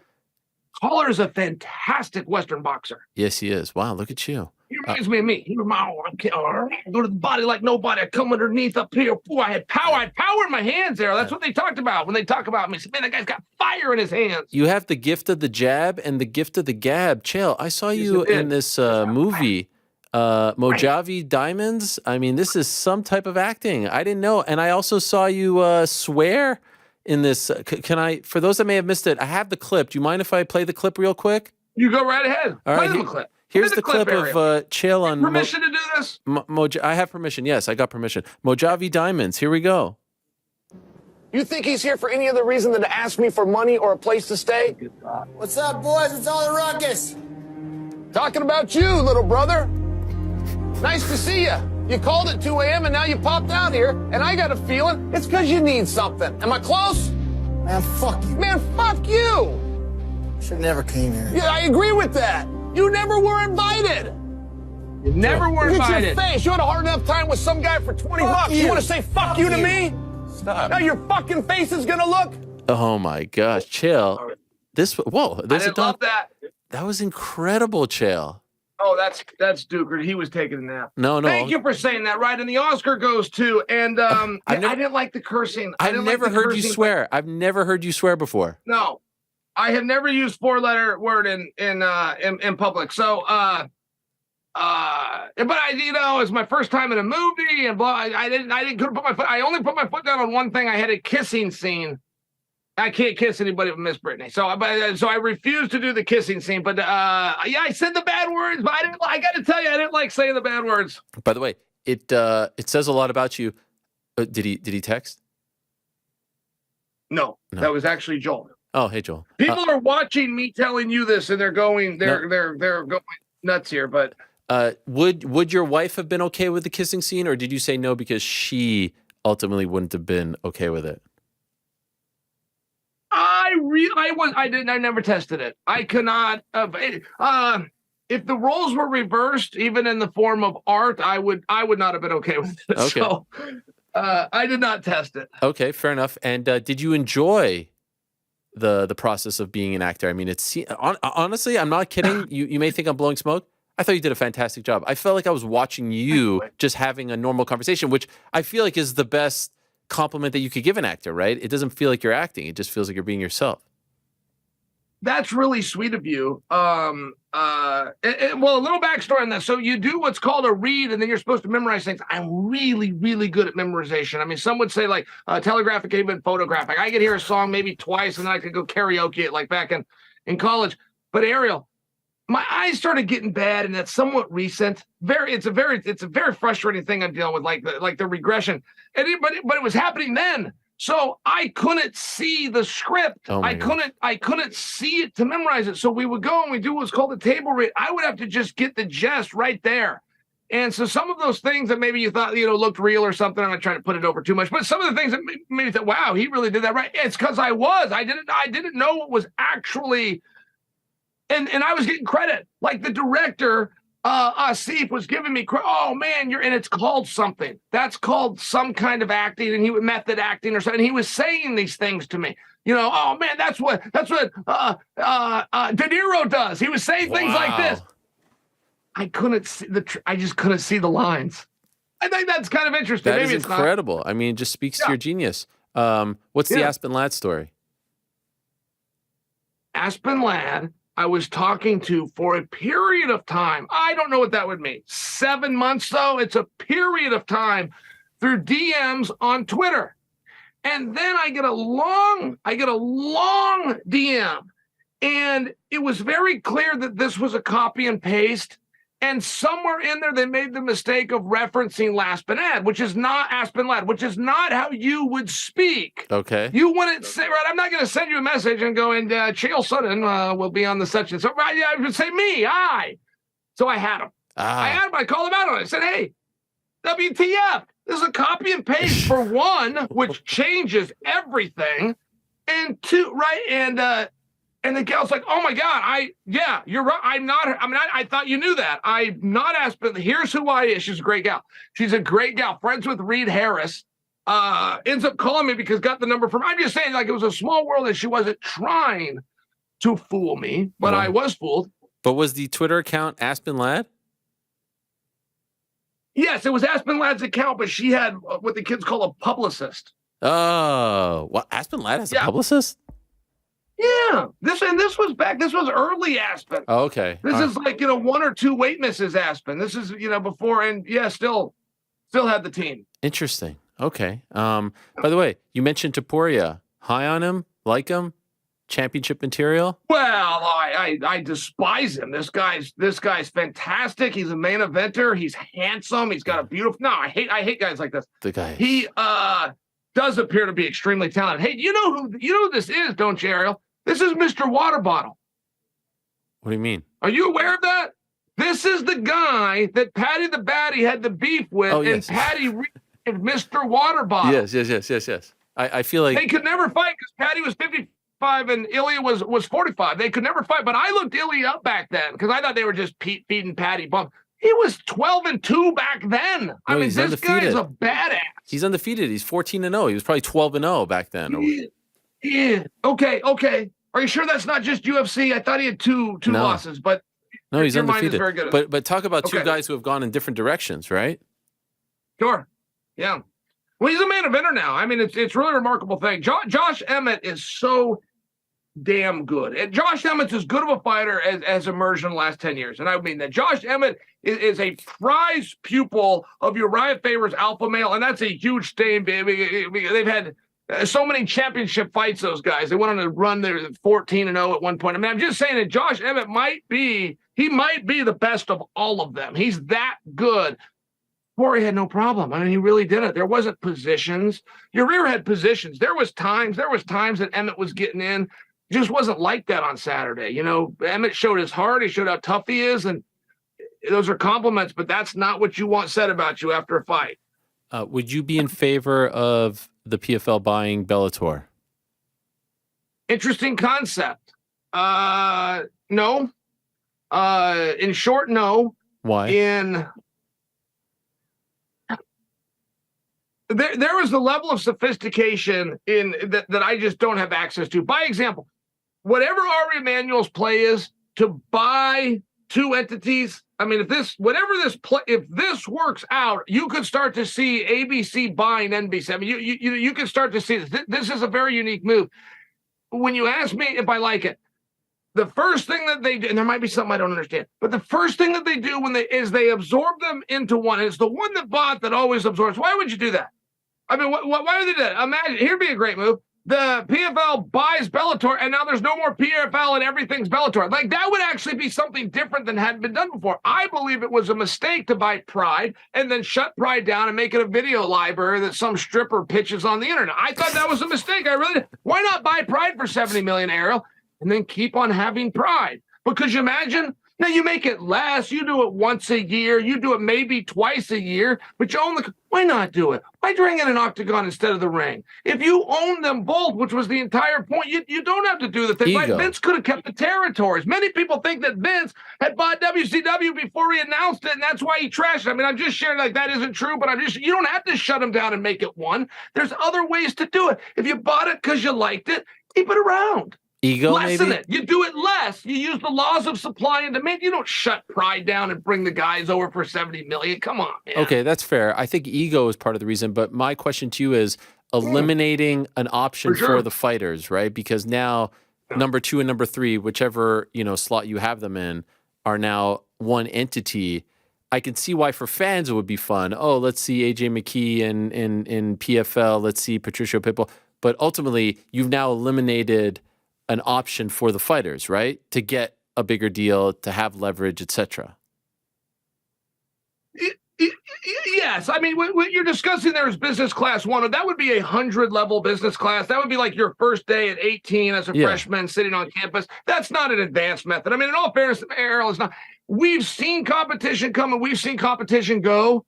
The price has got nothing but up. And nobody, regardless of competition, has raised as high as the evil, awful UFC, who, when I debuted, was paying $2,000 and $2,000, and now they pay $12,000 and $12,000. That is a 6 times in 18 years. Yeah, but I'm just saying, I know that you like to shrug your shoulders, but that is never. Nobody's ever raised the bottom. But chill, they're making hundreds of millions of dollars more. What are you talking about? Errol, sorry. No, you stop doing that. You stop doing that because you and I both know about boxing, and there is other competition, and this is never how it's worked. That's how it works in your 100-level classes. You start paying a guy $5 and $10 million, you're not going to see the guy anymore. John Jones himself would like to go and fight Tyson openly for the money, so he never has to do this again. I mean, so you got this balance here, in all fairness, and that's what you start to learn when you get into the 400-level books. Okay, fair enough. What do you make? I always hear this all the time. Oh, well, the option for the fighter and the thing for the fighter. I mean, I got to hear about this to nauseum, and it's like, okay, but you don't have any historical evidence to point towards that. It's just something that people keep saying. The bottom has risen faster than any industry. It's raised faster than ExxonMobil. It's raised faster than 7-Eleven. It's faster than McDonald's, than Chevron. I'm saying that because I have some. It's raised faster than Tesla. Went from 2,000 to 12,000 in 18 years. People don't ever talk about that, though. They don't ever talk about that. When I debuted, the heavyweight champion of the world was the main event that night. 2005, Mohegan Sun, Andre Arlovsky, taking on Paul Buntello. Andre Arlovsky had a gimmick, too. He had the short hair. They called him the Pitbull. He had the fangs. He got 18 and 18. 18,000 to show and 18 to win. Okay. He used to be champion main event, and he was getting 18 and 18. He's jerking the curtain now, and he's looking at 160 just to leave the locker room. I mean, not for nothing, to act as though it hasn't gone up at a crazy rate, higher than every other business you could ever name. It's not true. I got to tell you, it frustrates me to constantly hear it. Or you can do the other, and you can pay him the moon, and you'll never see him again. That's isn't there a case to be made for the revenue also going up? As a result, you have to give them a bigger piece of the pie because now the percentage. You don't have to do that. You don't have to do that. I know you don't have to, but. Yeah, well, but that's every other major league sport. The players get 50%. UFC, they get less than 20%. Well, that's speculative. I mean, I've heard those numbers too. I don't know how accurate that is, but none of us do. Those haven't been made public. But I hear that. I've heard it's all the way down to 13 on certain years. I mean, but what do you want to do? I mean, but what do you want to do, Eric? You've got a fixed amount. You think you're doing it 40, 60. Good business for you. You think you're doing that. And then all of a sudden, a bunch of people tune in and watch that you didn't know. And now your revenues have gone up. I mean, what do you do? It sways the number. It's very tricky and fuzzy math when people do that. Nobody at the UFC. Hey, excuse me. Dana White never sat down one day and said, I'm taking 83% and you're taking 17. He worked out the numbers, hoping for a profit, and many times didn't have one. Then his idea worked better than he thought it was going to. And now you got all this revenue, which sways that number. It's fuzzy math. We can do this all day. I see politicians do it all day. It's dishonest. Okay, fair enough. But and by the way, here I am wanting to start the interview, giving props to the idea of Musk versus Zuckerberg, and now I'm forced to do this game. Point is, no, we start the interview. We start the interview with Damian Lillard. Better hoping he doesn't run into me. He should have paid his respects. He wants to talk about Crawford and Spence and the jab. He ought to be talking about Chael P kicking him in the nuts. That's what he should be talking about when I run into him at Cooperstown. ESPN TV deal is $1.5 billion. They get 0% of that. It's a restaurant. 0% of that. 0% of that. So it's not. You're talking. Well, now, hold on. You're talking pay-per-view numbers, Excuse Chael. me. What do you mean they get 0% of that? They get 0%. Excuse me. They get 0%. Excuse me. They get 0%. Ariel. Tell me. Ariel, please excuse me. Tell me.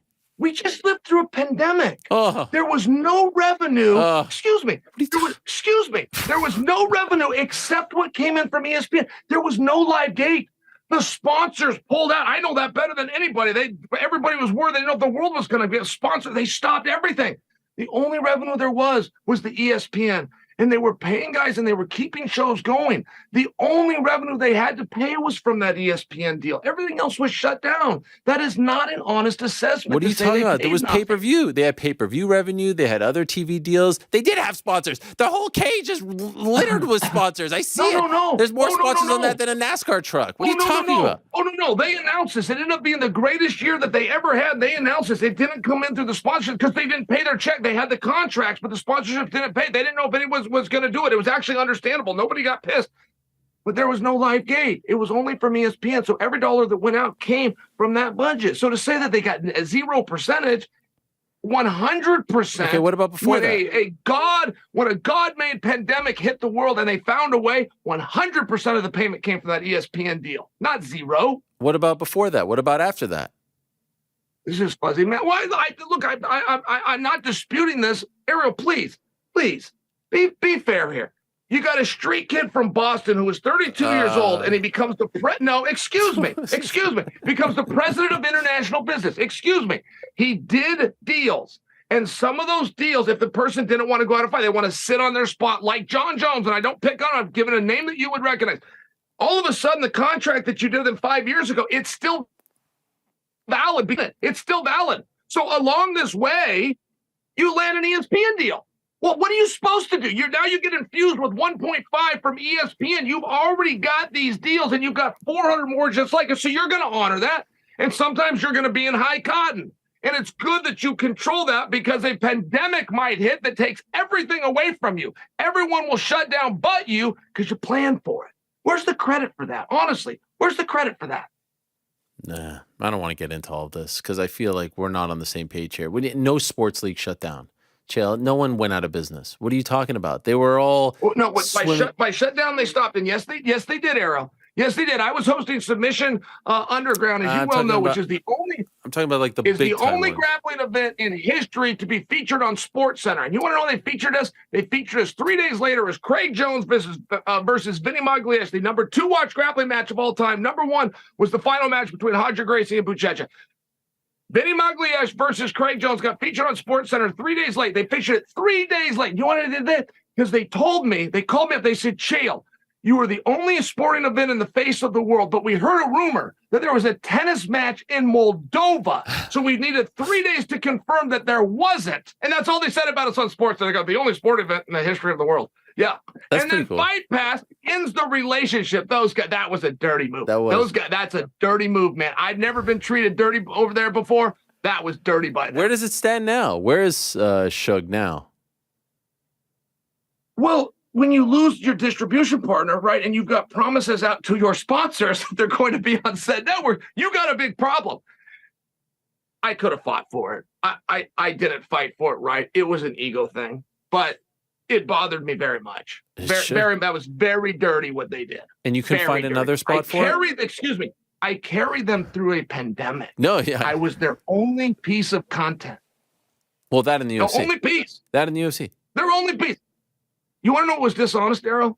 What was dishonest is when the boss calls him up and says, why did you burn my relationship with you? Well, hey, his numbers weren't holding up and a 7-day concurrent and a 24-hour. Let's ask him a different question. What was the single greatest acquisition you ever made? Boom, Wrestling Underground. What was the most watched event in the history of the platform? Boom, submission underground. They don't tell it that way. They try to confuse, and that's okay. That's okay. I dealt with scumbags before, but I've never been treated not by that company. That was dirty. So that's it? It's over? It's done?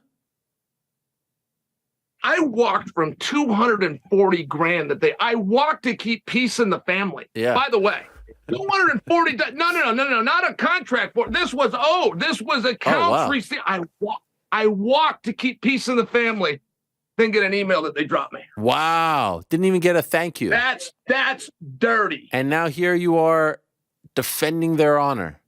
Or do you view Fight Pass as That's a different, man. That's a different. What they're doing over there with Fight Pass, man, I've been at that. There is nothing in those buildings that operates like that. You believe that? Yeah, I believe from my experience. You don't think Dana White could call Fight Pass and say, women that sweep the building up. Nobody over there would say something bad about Chael P. That unit would all say something bad. The guy that carried them through a pandemic. You don't think that if Dana White calls Fight Pass and says, get Chael back on, they don't do it? They would attempt to get back on. That's the part. I didn't fight. I didn't go to Dana for it. But yeah, of course they did. Dana told him to do it. Why don't you just call him up and say, hey, they did me dirty?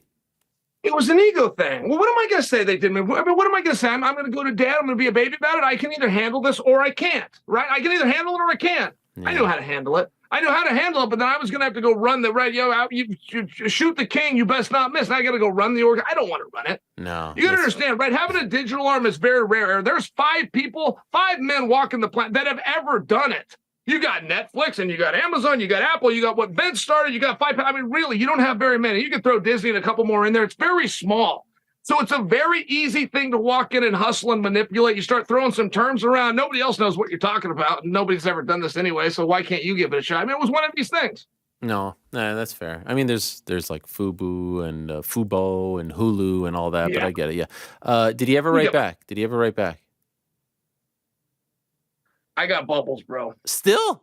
It's the longest message. I don't know what that means. I don't know what that means. I don't know what that. I don't know if you start and then you put your phone down and you get distracted. I mean, I imagine they're doing things over there, but this wasn't my idea. It was his idea. Wow. His idea was, well, maybe that's why he asked me to do it. Maybe he didn't have time to do it. What do you think? Listen, maybe that's why he said you go on. So now me saying you come on, and he's like, what are you talking about? If I was going to come on, I would have had you. I don't know. I'm thinking out loud. I'm embarrassed. I'm embarrassed because it's not happening. No, it's okay. I sent him a message. He left me on scene over the weekend, so. I view this as, 2 scenes. He's left me on scene twice. Kind of view this as a half scene. Nevertheless, this was a great time. I mean, you came out guns blazing. This was tremendous. You finished that. I do what I do, Ariel. I do as I do. Your water is done. You keep drinking it, and there's nothing coming out. What do you think, though? You know what, though? Isn't that cool? This isn't a sponsor, by the way. Is that a cool bottle? That's glass. Cool. That's a glass bottle. Yeah. It's kind of sleek. I felt good having it. You do this. You put. I don't know. No, I thought just from a marketing standpoint, water. They all taste the same, but it's a good gimmick. It was a cool bottle. It was cool when I checked into a Vegas hotel in 2006. How are we going to handle? Oh, Ellen Zuckerberg. Oh. No, it's Matt Lindland.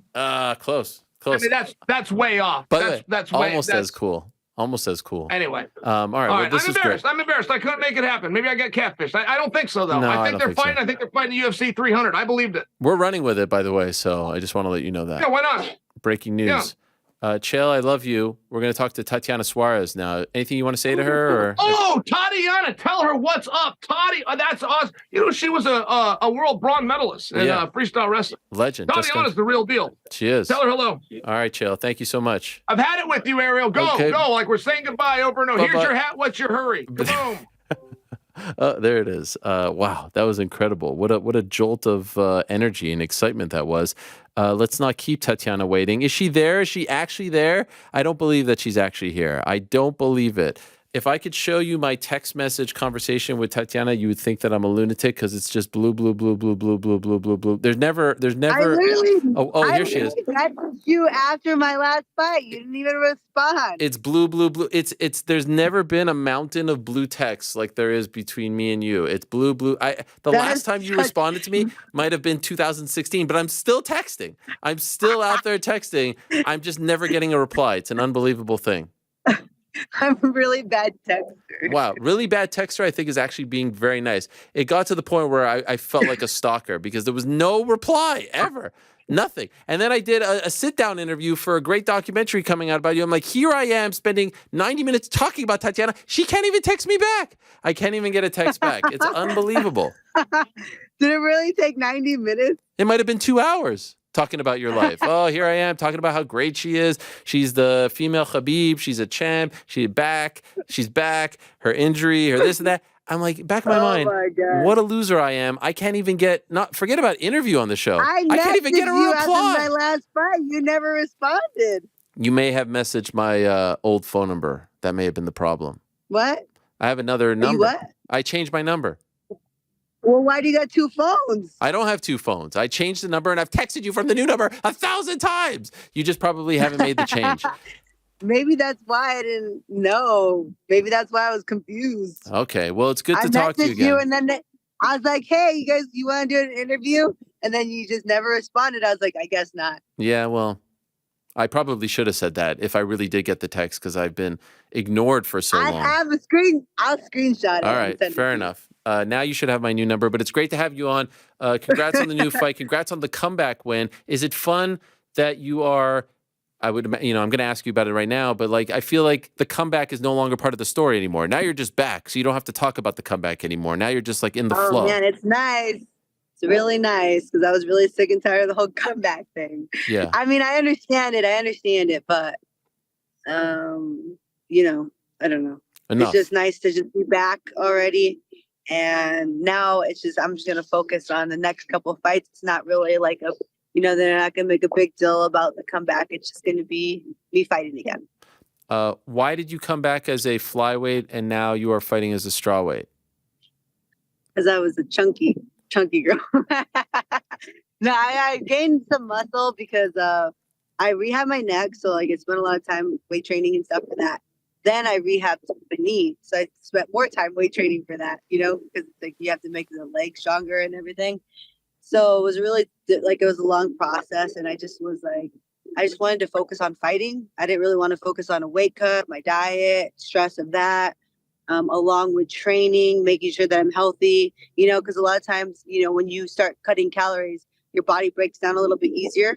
And I was just nervous because it was my first fight back after a long layoff and a big injury, that I didn't want to. I wanted to make sure that my body was upheld during the camp, and it actually didn't really uphold that well. But that's okay though, because like I still fought and I got through it, and this camp's been a lot better in terms of that. So I think my body was just not used to the rigorous work like that I was putting it through. But I've been having back issues for like years now since the Grasso fight. I mean, when I fought Grasso, I literally just did like footwork and like grappled. I didn't do any type of wrestling. I didn't do any stand-up training or anything like that because my back was just so bad. I could barely walk. I mean, it was horrible. And then I fought, but it's okay because like I ended up getting a submission. So I guess all that grappling really paid off. Were you close to pulling out of the comeback fight? No, just because I knew that I was not going to pull. I just didn't want to pull out. Like I didn't care. I wanted to make sure. So there was a backup plan. Like if my back got really bad, they were just going to have me get on like this Metro Dose pack, which was like an anti-inflammatory steroid for my back. But I didn't end up having to do it. So, wow. But like a lot of like most of my camp, I couldn't really go that hard because any type of explosive movements or anything like that really messed with my back. So I had to be like really tame in the grappling and the wrestling and stuff, and stand up was really hard for me. Like any kind of twisting motion was like pretty bad on my back. But this camp has been a lot better on my back. So I think I'm just like really excited about that because obviously, I was going to fight Virna, who was primarily a grappler, and not that we were only going to grapple because she stands up too. You know what I mean? Like her fight with Mackenzie, she stood up the entire time. I think her and Heba say stood up most of the time as well. So I expected, to do either of them. But this camp was just mostly like being comfortable back on my feet again in terms of striking. Because my last camp, I didn't get to spar too much because of the injury and stuff. So, but this camp's been a lot better. So I've been able to stand up a lot more, which is something I love to do. So just making sure that I'm comfortable in that aspect. In those 4 years away, were you ever close to saying goodbye to MMA? You had enough. you weren't going to come back? So I hurt my neck, and then after that, I injured my knee, and like right when I was laying there, I really thought like, because I was like, I injured it pretty bad. I knew there was something wrong. I knew there was a lot wrong with it just because of the way it looked when it happened and everything, just like how much pain there was when it happened. So I knew that it was a big injury. I knew it wasn't a small injury. I knew it wasn't something I could just be like, oh, let's just put some ice on this thing, you know? I knew I was going to need surgery. And then it turned out I did, because I tore almost every single ligament in my knee and I needed to have it replaced. So after, like, when I was laying there, I thought that for like a second. I was thinking like I didn't understand it, you know, it didn't seem fair. But then, you know, I was like, we were trying to figure everything out. One doctor said one thing, another doctor said another thing. And I was like, you know what, whatever, despite the fact, I'm still going to come back, and I'm still going to make that comeback, because I know how talented I am. I know how, and I'm not even, you know, I wouldn't even say talented. I would just say that like how much work I put in, and like now, you know, I reap the benefits of that, like in terms of everything that I could do in the cage, you know what I mean? So it's like, I wouldn't say it's talent, but so, but I think for me, I'm just like, I know how good I am. No, I know that I'm the best, and I was just like, I can't quit, because I know how great I am, and I will regret it for the rest of my life if I don't even try. You know what I mean? Yeah. Like, I want to be able to look at myself, and even if I came back and I had failed and didn't win the fight or something like that, and that wouldn't even be a failure. Who knows if I just lost? That's not a failure. Yeah. You know, it's just a loss and another stepping stone. But if I did lose, I would have been like, you know, it's fine, and I would have came back again. You know, so it doesn't really matter. But I got the W, so that was great. But no, I thought to myself, I wasn't gonna, because you know my story. You know, and I was supposed to go to the Olympics, you know, for wrestling, and I didn't end up doing that. And I just thought to myself, like, I wouldn't be able to be happy with myself if I like missed out on two dreams, you know. Sure. So if I could still do it, then I'm gonna do it. You know, if I'm still walking, I love I'm gonna be it. able to do it. And that's what makes you so special. Obviously well publicized that you are in a relationship with Patchy Mix. Can I ask you, when did that start, and did the relationship help you get over the hump? Like, he's an elite fighter, one of the best in the world. He's on fire right now. Congratulations to him. I'd love to get him on the show too, but I'm not allowed. No big deal. Point is, did that relationship help get you over the hump? Yeah, absolutely. So actually it did start when when I met him, I was like hobbling around, and it was right before the fight that I was actually supposed to have. And I met him then, but like nothing came of that. We just met, you know what I mean? Yeah. And then maybe a few months later, you know, I saw him again, and then we ended up, you know, he asked me on a date, and then it just went from there, you know. But yeah, absolutely. He definitely helped me. There was days where like, you know, he's really great, you know, like there was days where like I would just be like crying, and I don't even know this guy that well yet, you know, and he's just like, you know, like I'll make you dinner or breakfast, you know, stuff like that. And Wow, what a having sweetheart. him around here, yeah, he is really good. But yeah, like he's like, I know that you were having a bad day yesterday, and I just wanted to make sure that this day was better for you, something like that. You know what I mean? Wow. And, so I think I'm really grateful for that in terms of that, because I needed somebody, because I was here, you know, obviously in Vegas by myself. I didn't have anybody. It was just, you know, my cousin, which I'm really grateful for, because, you know, during that time I was off for so long, and, you know, the money was just withering away because I had been off for so long. So she was like, you can stay here for free. And then obviously the PI, everything's here is for free. So my food and everything. And I was able to survive, and then obviously have a camp and stuff like that. Okay.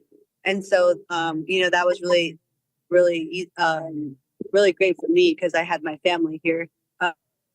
Obviously Pat here too. And he supported me along the way. How did you like, I mean, 4 years without earning money. What did you do? How did you hear you. Do you not hear me anymore? Did you lose me? Hello? Hello, hello?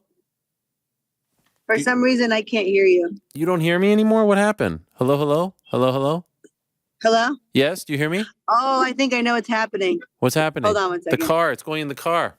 Hello? Yes, hi, hi, hi. 1 2 1 2. Hold on one second. Bluetooth, right? It's a darn Bluetooth. That's hold on. Let me see if I can. Hold on. Oh, there she goes. What a day it has been. I bet someone. She said, "But goodbye to some." You know what? She said goodbye to someone. Okay, Let her hello. cook. Yes. Do you hear me? How come I could barely hear you? It's kind of weird. It's that darn Bluetooth, Hold isn't on. it? I mean, it's you Okay, don't. there you go. Okay, we're back. We're back. It's that Ah, Bluetooth. It was the Bluetooth, right?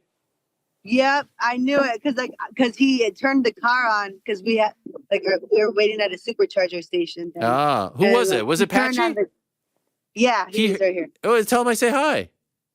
Oh, he's over there now, but yeah, You no. can't even say hi to him. I mean, this is I'll let him crazy. know. I'll let him know. I'll tell him he said hi when he comes back. All right, fair enough. Fair enough. Yeah, But how did you but support you yourself 4 happened. years? How did you support yourself 4 years? Like, there's no So I money. got well before I got paid really well for that last fight with Nina. Then I had some sponsorship stuff. The UFC kept coming to me with some stuff too, which I was really lucky. I had a Gymshark deal also that I had for a while that I was blessed to have because if I didn't have that, I probably wouldn't have made it either. So it was just like a lot of managing stuff, managing my money and stuff like that. But yeah, it was really hard for a while. And obviously when I got to Vegas, that was the last almost a couple of years. So it was it was really hard. I don't know, but I made it work. You're good now. Grateful. And I'm grateful. all due respect to Virna, this feels like a bigger fight. Do you feel like this is the fight that gets you the title shot? I was really thinking about this because obviously, with the position that I'm in, I just don't really understand the division right now though, because, Jan just came off of a big win over Andrade, so I don't know where that puts me. Does that mean that me and Jan would fight? Does that, you know what I mean? I don't know what that means. Or does that mean Jan already has those shot and she's just waiting for Lemos and Zhang to fight, and then I'm going to fight somebody else, But after that, I think that's what they're going to, I'm not exactly sure what they're going to have me do, but I just know that I'm just excited for the fight because, it's a great fight in terms of she's a former world champion. She's, beat a lot of great girls. So I'm looking forward to the competition. Do you feel like the storm has passed? Do you feel like there's always ups and downs, but and I don't think that you would be insulted by me saying this, but you were, 4 years a long time. You were turning into the greatest what if in MMA history. We all said you're going to be champion. It's inevitable, blah, blah, blah. And then you kind of just disappeared. And obviously you had a lot that you had to overcome. But do you feel like now it's all going to come to fruition? You feel like the clouds have opened up in your life? I mean, it's almost, honestly, can I just say something? It's almost very symbolic that you're outside, there's flowers, it's a beautiful day, I see the blue sky. Because you know what? Usually, I don't know if you know this, but go back to every appearance that you've ever come on my show, you're always in a dark room. And it's a little bit, I feel like this is almost symbolic of your life right now. It just feels like you've blossomed and everything has changed. Am I right about this, or am I looking too much into it? This is just the funniest thing ever. I don't know, but no, I feel like it. I think sure. Let's say that, Ariel. That's great. I love the symbolism you guys are talking about here. You're smiling. You're happy. Usually, you're all upset. You're surly when you come on. I mean, sure, you still don't answer text, but it's a little bit of attitude. You're a little standoffish, but now it's a whole different person. Sure, you showed up 10 minutes late to the interview and you don't reply to the text, but still, I feel like it's a whole new you who is in front of us right now. Oh my God. I'm always 10 minutes late to everything. So do not be okay. And right. What's crazy is Ben told me, hey, just get on early. And then I was like, I don't know about that. Cause I've literally been late to everything today. At one point last Friday, I was late to everything. I mean, I'm always late. I have the worst time management, but it was because I was so tired this morning. I was just I could not wake up. Ariel said hello. No, it wasn't just hello. No, that's not fair the way you said that. It's hello, congratulations. You're one of the best fighters in the world. I would love to talk to you on the show one day, but you're not allowed to come on. That's okay. I don't want you to get in trouble. But I just want to say much love, and I'm very happy for all the success that you've had. That's what I wanted to say. And of course, she freezes when I say all this. I mean, it's just not meant to be. We lost her? Ariel. Oh, she's back. You're back. I lost you there. Wait a minute, what? I lost you.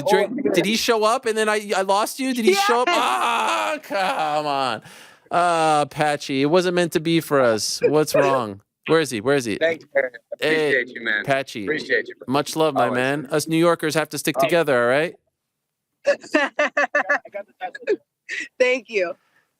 That's the future champ right there. Millionaire Patchy Mix. How about that? He's super. I can't believe you missed him the first time. That's unreal. What do you say? He literally, the first time he said, thank you, Ariel. And he was like kind of blushing, Ariel. You know, he was kind of blushing. You know he's not allowed to come on my show, right? I don't want to make this awkward. No, I know. Isn't that crazy? I know. No. Isn't that messed up? Is that messed up or is that messed up? I have no comment.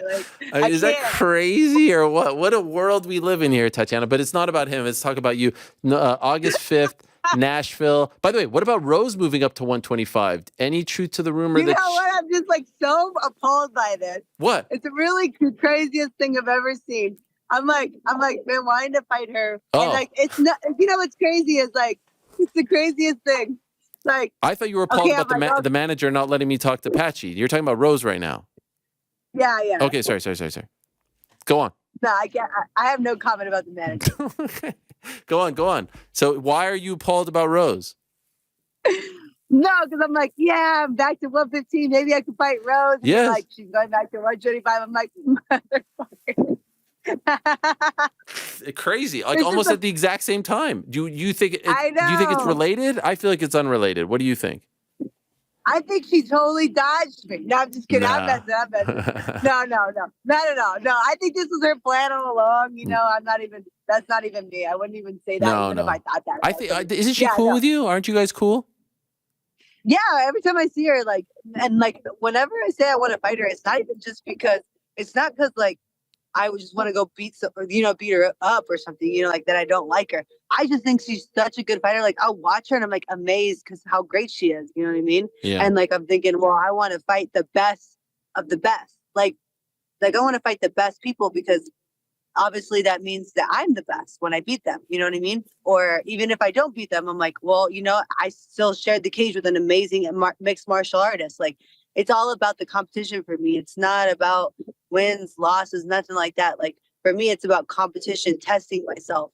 Like, that's the stuff that I thrive on. You know what I mean? I do it every day in the gym. I I saw this thing. I think it was like John Danaher or something like that. I think it was him. Yeah. And he was talking about not like, he's like, you don't have to be the best in the room, you know, this and that. And I always think that when I go into my practice, but then I'm still the best in the room or whatever it may be. But I'm thinking, like, even if I wasn't, like, you know what I mean? It's crazy to me because, like, I always want to win in practice too. And whenever I see somebody that might challenge me, that's the person that I want to go with the most. You know what I mean? Like, that's who I would want to go with, like, because I want to be the best. You know what I mean? And like, I always think about his thing when, like, you know what I mean? Because for me, like, I love to be the best, but in the room, I'm like, if someone is going to give me a hard time, like, I want to go with them. You know what I mean? Because I know that's going to make me better. For sure. I put so much pressure on myself, even in practice. I know I shouldn't, but I do. But that's what I makes just you the do best. that. Maybe, yeah. But yeah, a lot of people tell me I am the best when I go with them after, and it's just like, I know it, and that's one of the things that like kept pushing me through the dark times where I felt like, man, it's really hard. But there was like some crazy funny stories like during my comeback where it's like before my surgery, like it was super funny. Like my mom was like, oh yeah, Tatiana, because at first it was like, they're like, yeah, look at this NBA player. He came back from the same injury you did. And then I read this article about it and it's like, they're like, yeah, they were going to amputate his leg or they had thought about amputating his leg because his injury was so bad. And I was like, are they going to amputate my leg? Like, I like it. But then check this out, Ariel. I go on Instagram, literally like maybe 10 minutes later, and there's this girl doing deadlifts with one leg, and I was like, well, if she could do it, I can do it. Oh my God, you are crazy. Well, look at this. I mean, you're like Chatty Cathy over here. I've never seen you talk so much. You're so happy. The sky is open behind you. You got the blue skies. You got the flowers.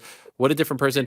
Please feel free to respond to my text. It's great to have you on the show. We're going to go to Brandon Moreno now, but thank you so much and good luck to you. Amazing. Tell Brandon I said hello. I will say that. Viva Mexico and all the best on August 5th. And we'll talk to you after the win on August 7th. All right. Thank you, Ariel. All right, all the best. There she is, Tatiana Suarez joining us, and Patchy Mix. Does that one count as an appearance? Put it on the podcast title. Patchy Mix joined us as well. All right, let's not keep the champ waiting any longer. I hear he's very busy. Brandon Moreno is joining us, the assassin baby, the reigning defending UFC flyweight champion who's fighting on July 8th against Alexandre Pantoja for the third time. Is he there? Oh my gosh, Brandon, you're in a sauna right now? What is happening? Yes, sir, man. I need to take advantage of my time. Oh, my God. You're so busy. You're so famous and popular that you have to do your interviews while you're in the sauna because you're so busy. Your schedule is too packed. Man, I mean, to be honest, it's just the morning. So the MMA hour, Ed told me it's just in the morning. So my mornings are very stuck, for sure. I know. So that's why. So right now I'm in the sauna. I'm trying to be very disciplined with my routine. But man, I mean, I'm drinking water. Right now, I'm not like cutting weight. I'm drinking water and everything. So I'm having a nice time. And by the way, won't your phone overheat? Will it get too hot while you're in the sauna? Maybe. If that happens, I go outside. Don't worry. Okay, no problem. How are you, Brandon? Good to see you. How's everything? Thanks, man. You know, nice training camp. Almost 5 weeks. My weight is perfect. My training looks amazing. My experience looks amazing. So I'm just waiting. I just waited July 8th to fight. I feel like going into your last fight, there was all drama. No drama this time, right? I feel like this time it's been drama free. Man, that's a really nice point because yes, like you say, last training camp was insane. You know, like. Man, 2022, I had three different training camps. Oh my God! And now everything was like so focused on me. You know, my training camp. I started training camp in Dallas, Texas, in Fortis MMA with Safe. Then I came back to Las Vegas to close the training camp here. Yes, man, that feels amazing. No drama, no nothing. Just focus on fight. So you decided to stay with Safe in Fortis MMA. He will be cornering you. Yes, we went there. We went to Dallas, a beautiful city. I fought there last year, but I don't have the opportunity to visit the city. But the city is beautiful. The people is very nice. And a lot of Mexicans everywhere. I went to Walmart. I was a kind of meet and greet. It was very cool. But yeah, the training was hard, was very tough. But we survived. All the team together survived. Now we are ready for fight week and the fight obviously. Has life dramatically changed for you? Do you feel a big difference now? I feel like you're a lot more famous. Mexican MMA is on fire. Grasso's doing big things. Yeah. Since we last spoke, has life changed dramatically? Every single time we talk together, all my life changed a little bit more. Wow. What can I say? Yes, man. Now when I go to the streets, when I go to I don't know, to the mall or whatever with my family, it's kind of weird because I'm a little bit introvert. So I love to be just with my family, you know. And at the same time, I'm trying to be very educated and respectful and nice with the people who's just trying to ask for a picture or whatever. But yeah, I mean, everything is good. Every single change is for better. Is it ever overwhelming? Do you ever feel like there's too much changes? It's getting too big. It's getting too much. Maybe, but you know what? I'm just trying to don't think about it. You know, I'm trying to have a small circle. Be always with the same people. You know, with my friends, with my training partners, with my family. And yes, maybe a lot of changes around me. You know, outside of my circle, but I'm always in. You know, I'm always with my people. So I'm just trying to don't think about it. Isn't it amazing? Like 5 years ago when you fought Pantoja in the UFC, and that was the fight that you lose and you get cut. Imagine us having this conversation 5 years later about you being so famous and so much going. Could you have ever imagined that? Like, isn't that crazy that now you're about to fight him, but you're a global superstar? Isn't that crazy? Man, I'm just. I always say this. I started this just because I wanted to throw punches with somebody, man. You know, I'm a caveman. That's it. But it's amazing, all the changes, all the success, all the kind of like fame or whatever you wanna say. It's very cool. I'm just trying to enjoy it, you know. Mhm. I'm trying to keep that balance between enjoy the process and enjoy all the success, but at the same time be like focused in you know, in the present with my people. Is this fight personal for you because of the last two fights against him? Do you feel like it's a personal fight?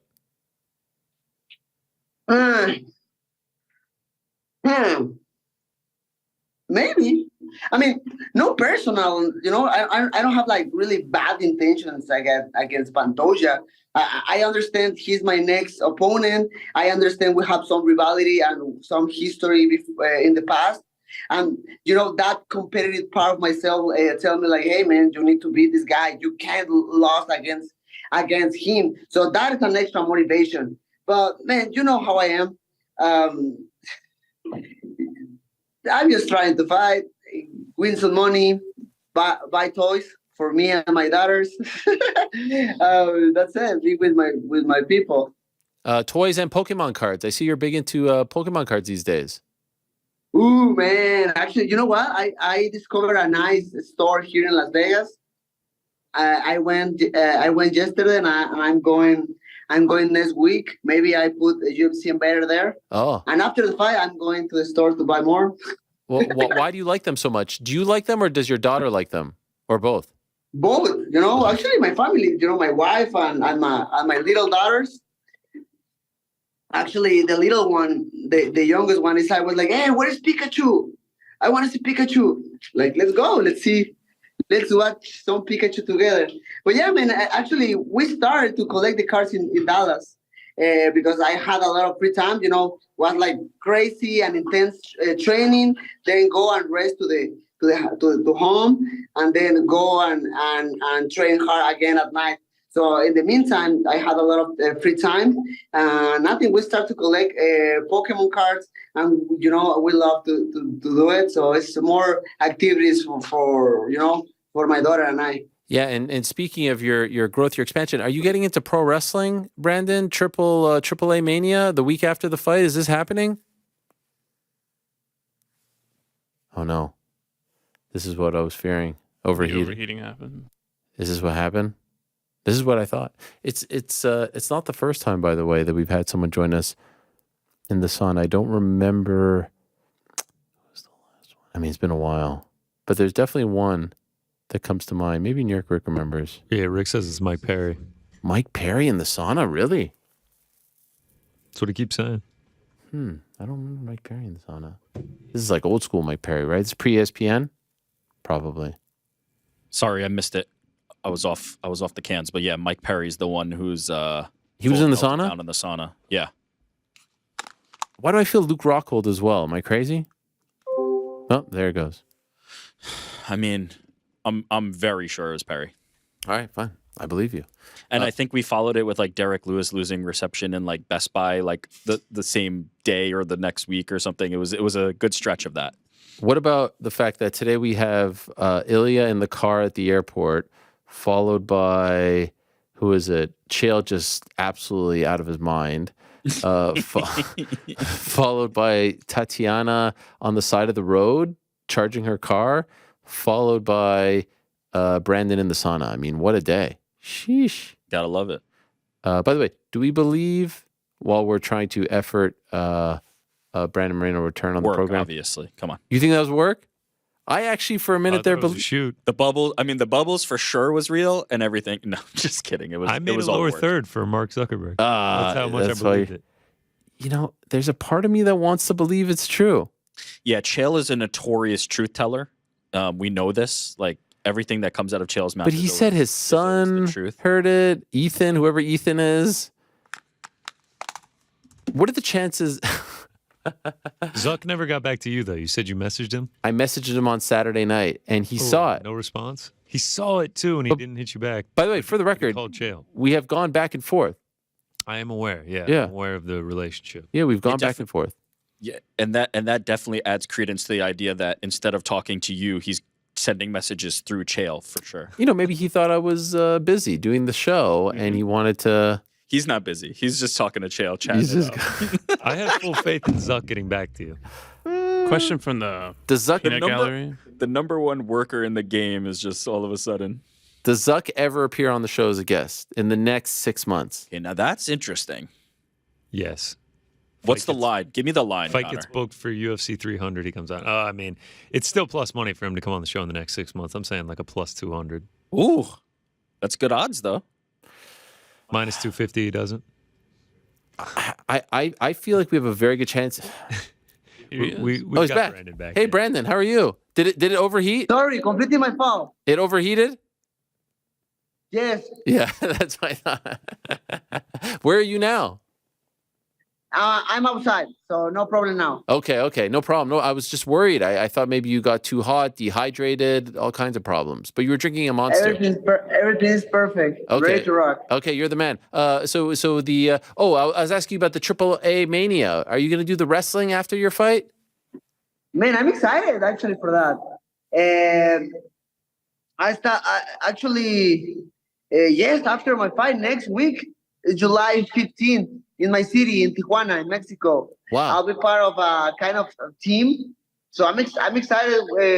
Will be the first time doing that. So I kind of nervous, but excited at the same time. Man, I'm just trying to coach every single scenario in my life. Are you going to wrestle yourself? Yes, I think so. Yes. What? Really? I mean, maybe not like fly in the air, right? But I think I gotta do so. I gotta do something. I think so. And this is like the WrestleMania for Lucha Libre, right? This is the biggest for show. Mexico. Yes. Huge. Are you going to wear a mask, luchador mask?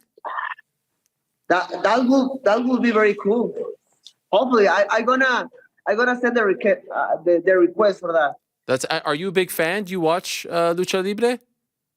I did it before. Right now, I'm just focused in training. I'm focused in my family.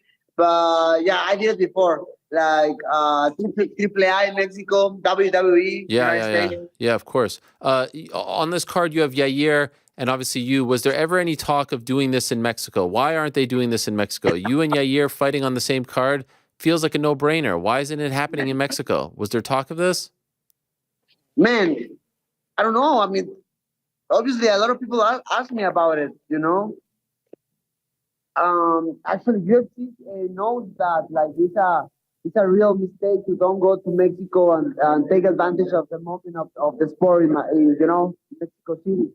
But I just try to be focused on what I can control. Like, hey, win this fight, and then you will have more. Tony, ese cabrón. Sorry, man. No problem. Who's that? Tony Ferguson? And I will have. Sorry.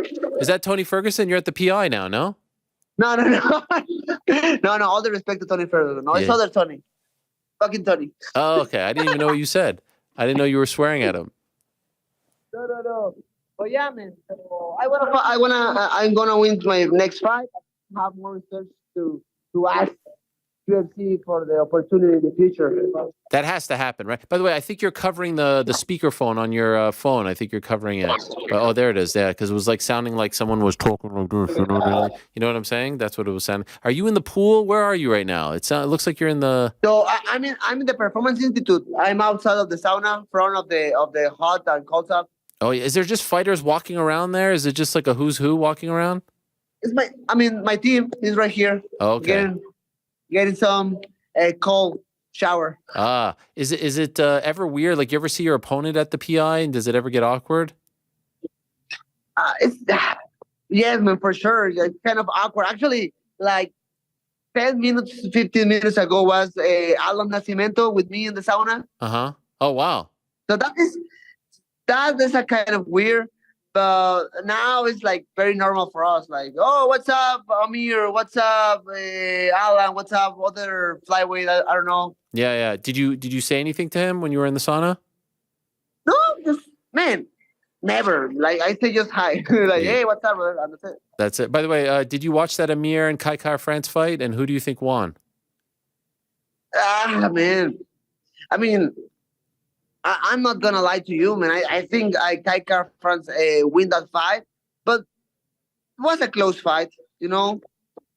I understand some points of the people saying like, "Hey, what happened in the fourth round where Kai throw more?" And like, I understand that, but at the end, I think in general, it was a close fight, and that happened when you're in the middle of a close fight.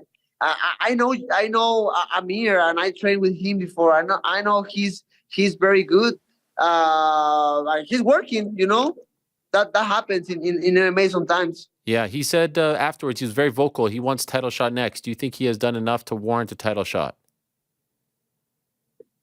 Man, I don't think so, man. I don't think he doesn't deserve the opportunity yet. But at the end, it's UFC who take the decisions for me, for my next opponents. I'm just like, hey, when UFC offer me opponents, the only things I ask like, hey, when is the fight, who is the fighter, and how much I gonna pay? I gonna get money. And Yes, that's it. And by the way, a huge fight would be you versus Henry Cejudo. Can I ask you about what his coach said on my show?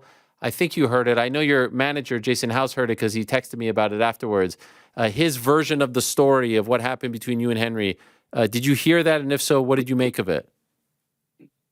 Man, the only thing I'm gonna talk about it because I'm focused right now in Alexandre. He's dangerous, but the only thing I'm gonna say is that for sure he's saying some truth, but he's saying some how you say in English, like mentiras, lies. He's lying in a different ways at the same time. So with the time, not right now, but with the time, it will happen. I want to talk a little bit more, But right now, I'm focusing. I'm focusing Alexandre. I know maybe you're gonna ask me like what happened with Cejudo in the future. Like, man, that's the future. No problem. But it has to happen. Does it have to happen? Can I at least ask that? In your mind, you feel like it has to happen once and for all? Ready to rock, man. Ready to rock. Okay. Last thing for you, because I'll let you go. You're in the pool and everything. What is the difference in this fight? The difference in you as a person? You fought him twice. You've improved so much. What do you think is going to be the difference in this fight that we see on July 8th? I can talk about a lot of different things, like the technical part, the mental part, whatever. But the real difference for this fight will be like I'm a better athlete. I'm a better athlete, and I show that in July 8th. I say this before, and I'm gonna say this right now. He never fought against the best Brandon Moreno in that moment when we fought each other. But right now, I'm just focused on him.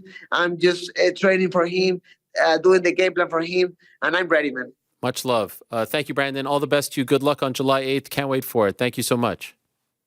Also, Ariel, have an amazing day, brother. You're the man. There he is. Brandon Moreno, the assassin baby, the reigning defending UFC flyweight champion. What a great guy. Let me... One second, guys. Message in Zuck? No.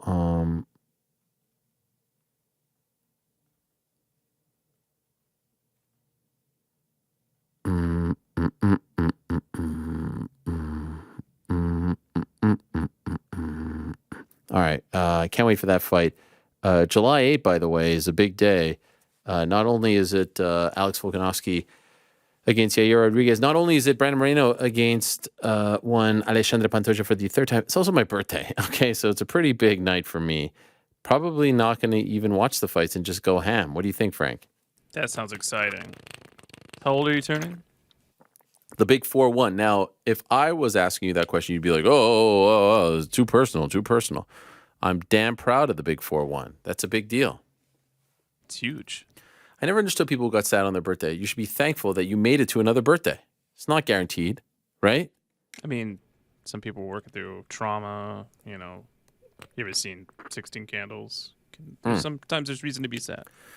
Well, not me, all right? I'm thankful to the big man upstairs, and I could think of nothing better than to watch UFC 290 on my birthday. I mean, what's better than that? What's a better way to celebrate your 41st birthday? 41. Wow. What time do you want me to come over? You're not invited. Sorry. all right. Sorry to break the news to you. That was a lot of fun. Thank you very much to Brandon Moreno for all of that. I can assure you that the next interview is going to be a little bit more controlled. I do want to thank DraftKings, Harry's, and Game Time. I will tell you about them in a moment. But let's bring in our next guest. He's joining us in studio, coming off his massive win in Jacksonville over Wellington Turman. He is the pride of New York and Jamaica. There's my guy, Rude Boy himself, Randy Brown in the house. What's up, Randy? How are you? Thank you for coming in. Let's hug it out. Have a seat, my man. We were trying to remember, you have been in studio once before. Was it in this studio? Yes, it was. It was in this one. Like, I think ago. right when, like in 2017, like when we just when I got into the UFC. Okay, well, welcome back. Long overdue. I like the hat, by the way. I appreciate that. It's a cool hat. It's that's like a brand name, right? Yeah, but it kind of fits. Nickname, Rude You Boy. see what I did there. Yes, I like it. Welcome back home. Yes, sir. From Jacksonville. Yes, sir. How was it? It was amazing. Yes? It was amazing. Jacksonville, the people were great. The UFC did a great job. It was a phenomenal show. I had a good time. You had fought there before. I had. Pandemic, right? It was the first fight out of the pandemic. It was the April 2021 card. Yeah. The crazy crowd one. Yeah, it was crazy. Jake Paul was there. People were going nuts, right? During my fight, they were screaming. It was during your fight. Yeah, That's right. F Jake Paul. Yes, yes. Did you even hear that? I heard that it was so loud. I didn't know exactly what they were chanting, but I did hear the chant. And then afterwards, DC goes up to him, and it was a whole thing. It was a whole crazy thing. All right, so you have this big. By the way, I just saw you 2 weeks ago at the Izzy premiere, the Stylebender film. Did you like it? Loved it. I thought it was incredible. I was telling people that were asking me about it, I was like, well, I didn't feel like a sports documentary. It's definitely not a sports doc. No. It's not a sports doc at all, but it was very inspirational, and I feel like everyone can relate. Every person can relate, especially men. I think it was more geared towards men's mental health. You know what I mean? And just... Did you know and I don't want to give away too much about the doc, but like, did you know, it's very revealing. Did you know that he was, I guess I could say, like, that layered, and was that open about talking about how he's feeling and what he's going through, et cetera, et cetera? Me personally, as a fan of someone like that, yeah. I can tell. You can tell people are layered. Yes. You know, a lot of times people tend to box us in as fighters. Or you fight, so this is who you are and this is what you do. Right. But just speaking with him and seeing the kind of person he is, I can definitely tell. I wasn't surprised at all. Would you ever allow yourself to be that open on camera? That takes some courage, man. Being that vulnerable. I mean, you know me, right? From our past experiences, especially when I first met you.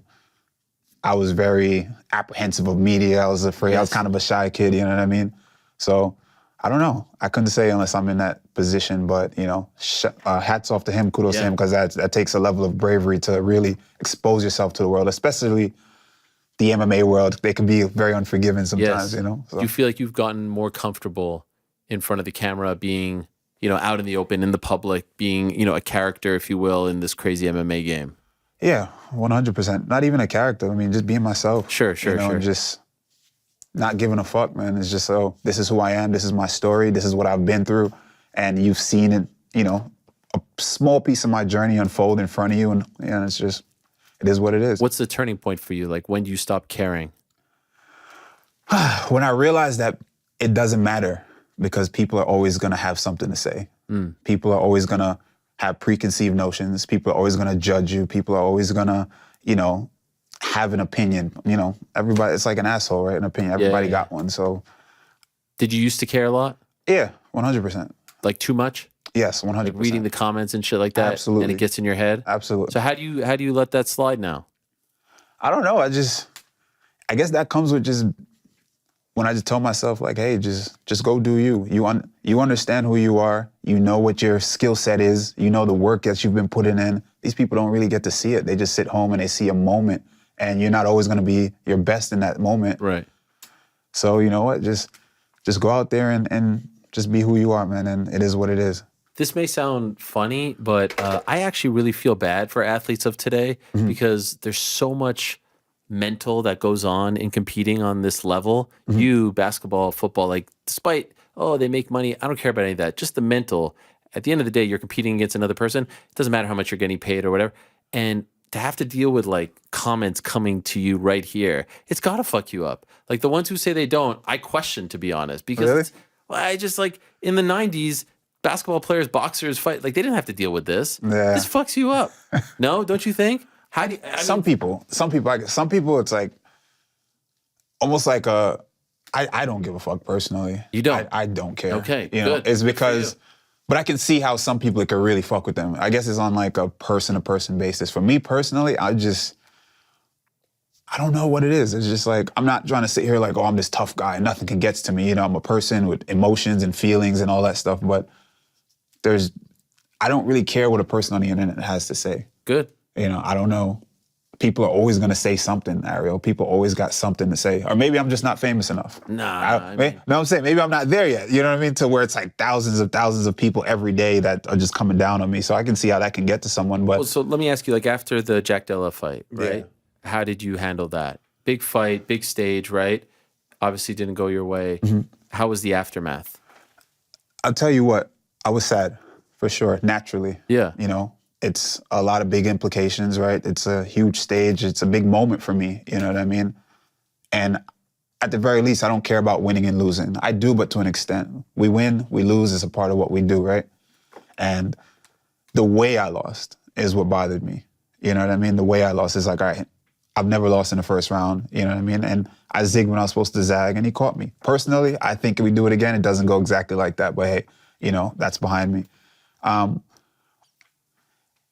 The people in Perth were extremely nice. There's people in Perth where just the fans were very different from what you would think. The fans were like more so like, it was almost like a game. They understood that this was just a sport. So they would boo at the press, you know, and all that stuff. It was cool and all that. But afterwards, it was very odd. Like, they didn't make me feel like it was me against them. I was against their guy, but they were like still happy that, you know, that we competed and we came there and we were there performing and putting on a show for them. They showed you love. They showed me so much love. Wow. I literally couldn't even walk out in the street. I walked in the street, I was getting mobbed. And you were fighting one of their own. I was fighting one of their own. After the fact, same thing. Yeah. We went out because it was a daytime fight. So afterwards we went to eat. People was just rushing me outside every time and, you know, telling me, you know, good fight and all that stuff. And we'd love to have you back. And that wouldn't happen if it was in America? Hell no. What would happen? In New York, it would just probably be, you know, people would just kind of, it'd be a bunch of trolls. It'd be trolling and people would see you and act like they don't see you, or like maybe they would like try to say something smart or like take a picture of you, you know, and then tag you in it later, like, oh, I saw such and such, this bum or some shit like that. But, you know, this is just the nature of what we live in now. It's the nature of the sport. So I just deal with it how I know how. And how do I deal with it is I just try not to think. You just don't think about it. I don't know. And so what was your assessment of that fight? Like, what went wrong in that fight? In that fight, my game plan was to crescendo. We're like, all right, we're gonna start fast. I know Jack had a tendency to counter. He's a really good counter fighter. So he likes to slip, counter, come over the top, pull counters, that kind of stuff. So my game plan was to not sit on anything early, no power on anything early, because we knew he was gonna try to counter and fight and exchange with me. So let's just be fast and show him that I have access immediately. So the fight starts, I come out, boom, I just start throwing fast shots, not hard shots, just fast, letting him know that you're not gonna be able to see my shots, right? You're not gonna be able to slip and counter and all that stuff, and I have access to you at any time I want. Plan was, let's crescendo, halfway through the middle, through the first round, now we start sitting on shots. I fucked up, allowed him to back me to the cage, and instead of, you know, circling out the other way, I circled the wrong way, hands down, kind of got lazy and tried to stare him. He bombed over the top, stepped up with his back leg and that right hand and caught me. Zigged when I was supposed to zag. Right. Couldn't recover in time. I was fine. I hit the ground. I was still good, still moving.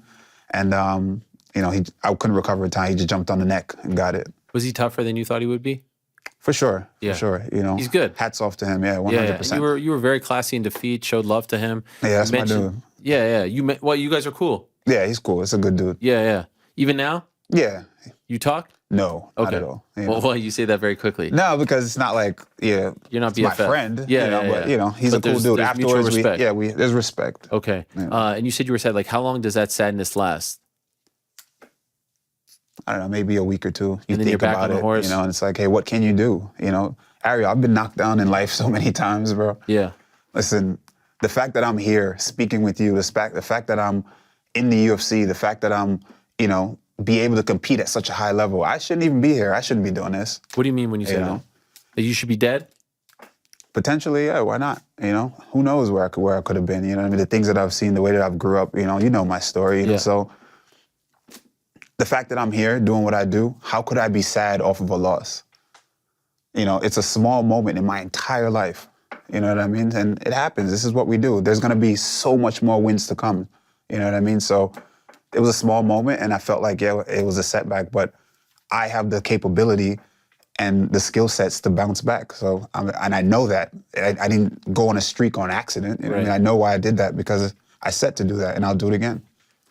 You talk about your life. I think not everyone knows about what you've been through and had to overcome. So if you don't mind, I just wanted to ask you a little bit more about it.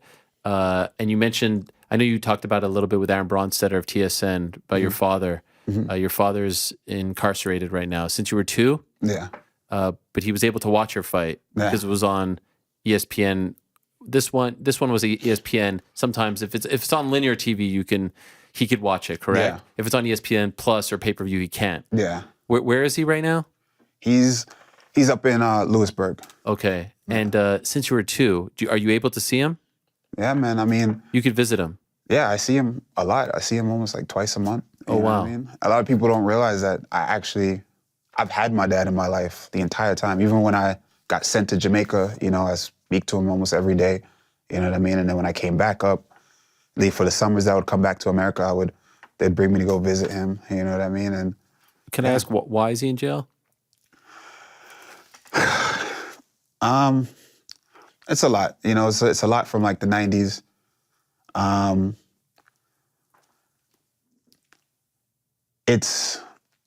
He went to jail under the RICO Act, you know. That's when they first started the RICO and all that. And, you know, he was someone of interest that they wanted to get in, you know, organized crime.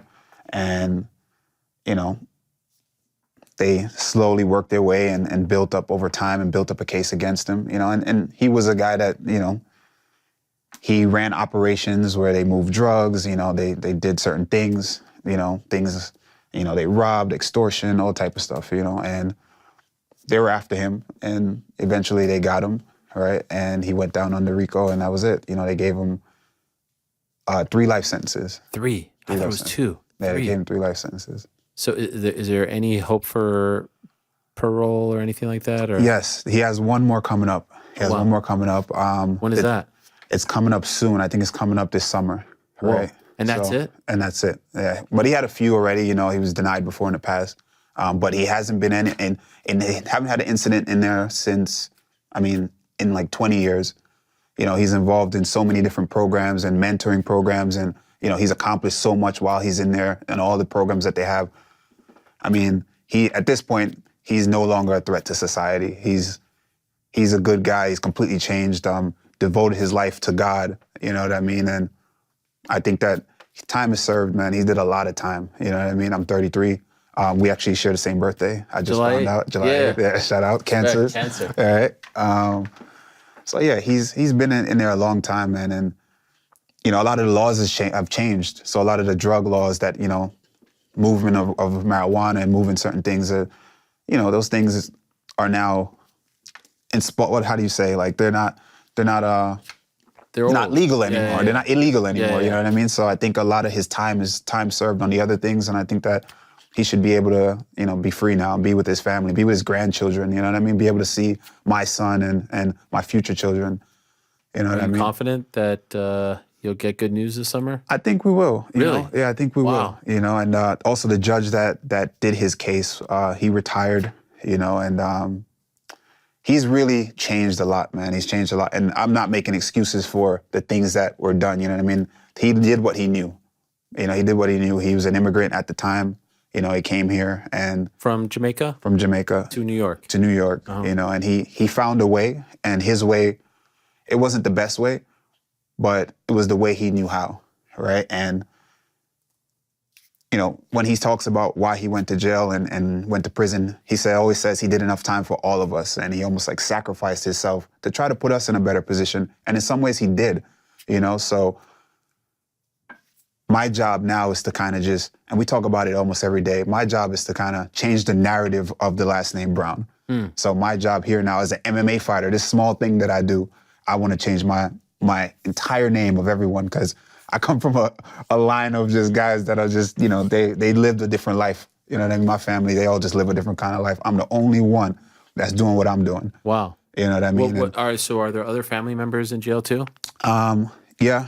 How dead, many? jail, all kind of stuff. Dead or jail, wow. My mom, when I was 2, that's when my mom got deported and my dad went to jail under that whole same thing. The house got taken, all the stuff got taken, cars, craziness, and, I got sent to Jamaica as a toddler, right? And that's why I represent Jamaica. I was raised in Jamaica. I went to primary school in Jamaica. I went to high school in Jamaica. I came back here when I was about, I think, 17, 18, right? How'd you get back in? To Jamaica? To America, yeah. I just came back. Okay. I was born here. No, I know. Oh, yeah, that's right. Yeah, I just came here. Yeah. Shit. So you had a passport, you were a citizen. Yeah. So I got a dual citizenship. I'm a Jamaican citizen. Wow. And an American citizen. Okay, and they didn't say because of your family's history that you're not allowed back in. They let you in, no problem. No, I came right back. Okay. And I came back, and when I came back, they tried to get me into Jamaica High School, and I came straight to Queens, and I went to Jamaica High School. I don't know if you know Jamaica High School. No, I don't. It's in Jamaica, Queens. Yeah, right yeah, there. okay. And no relation to actual Jamaica. No, Okay, no. yeah. So Jamaica High School, it so happens to be the worst high school in. You're kidding. In America at the time. The worst high school in America at the time. It was just, the graduation rate was like 30%. They just shut down now or something like that. It was a horrible school, but. Just bad kids. Bad leadership. Bad leadership, just no programs. There's no funding. It was just not a good situation. What was it like? What was it like being a student there? Mess? Hell yeah. Dude, it was horrible. It was horrible? I mean, shout out to Jamaica High School, because I wouldn't be who I am today without Jamaica High School. But at the same time, Jamaica High School was crazy. I felt like the first day on registration, there was a fight. I felt like Jamaica High School was more like preparation for prison than actually high school. No doubt. 100%. You got into a fight first day? No. There were fights there like the Would first you get day. into fights? Of course, naturally. That's why it says it's prep for prison. You'd have like security guards with bulletproof vests walking up and down the halls. You know what I mean? And like, it just wasn't good. So eventually they shut it down, it was good that they did. And Did you graduate?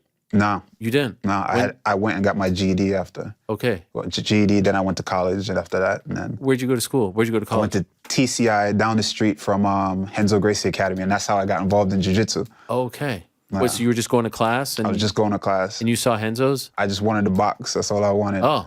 And you went to a jiu-jitsu school? And I went into a jiu-jitsu school. By mistake? By mistake.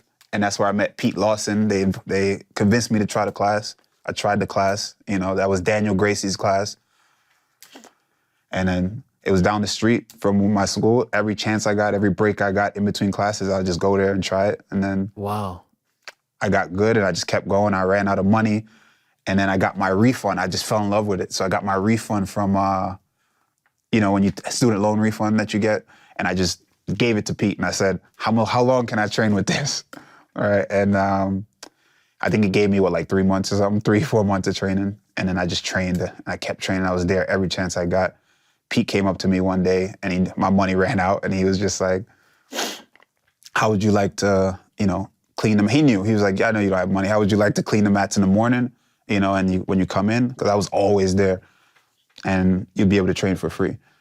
And I was like, hell yeah, I'd do it. So I just started training, and then I just started going every day.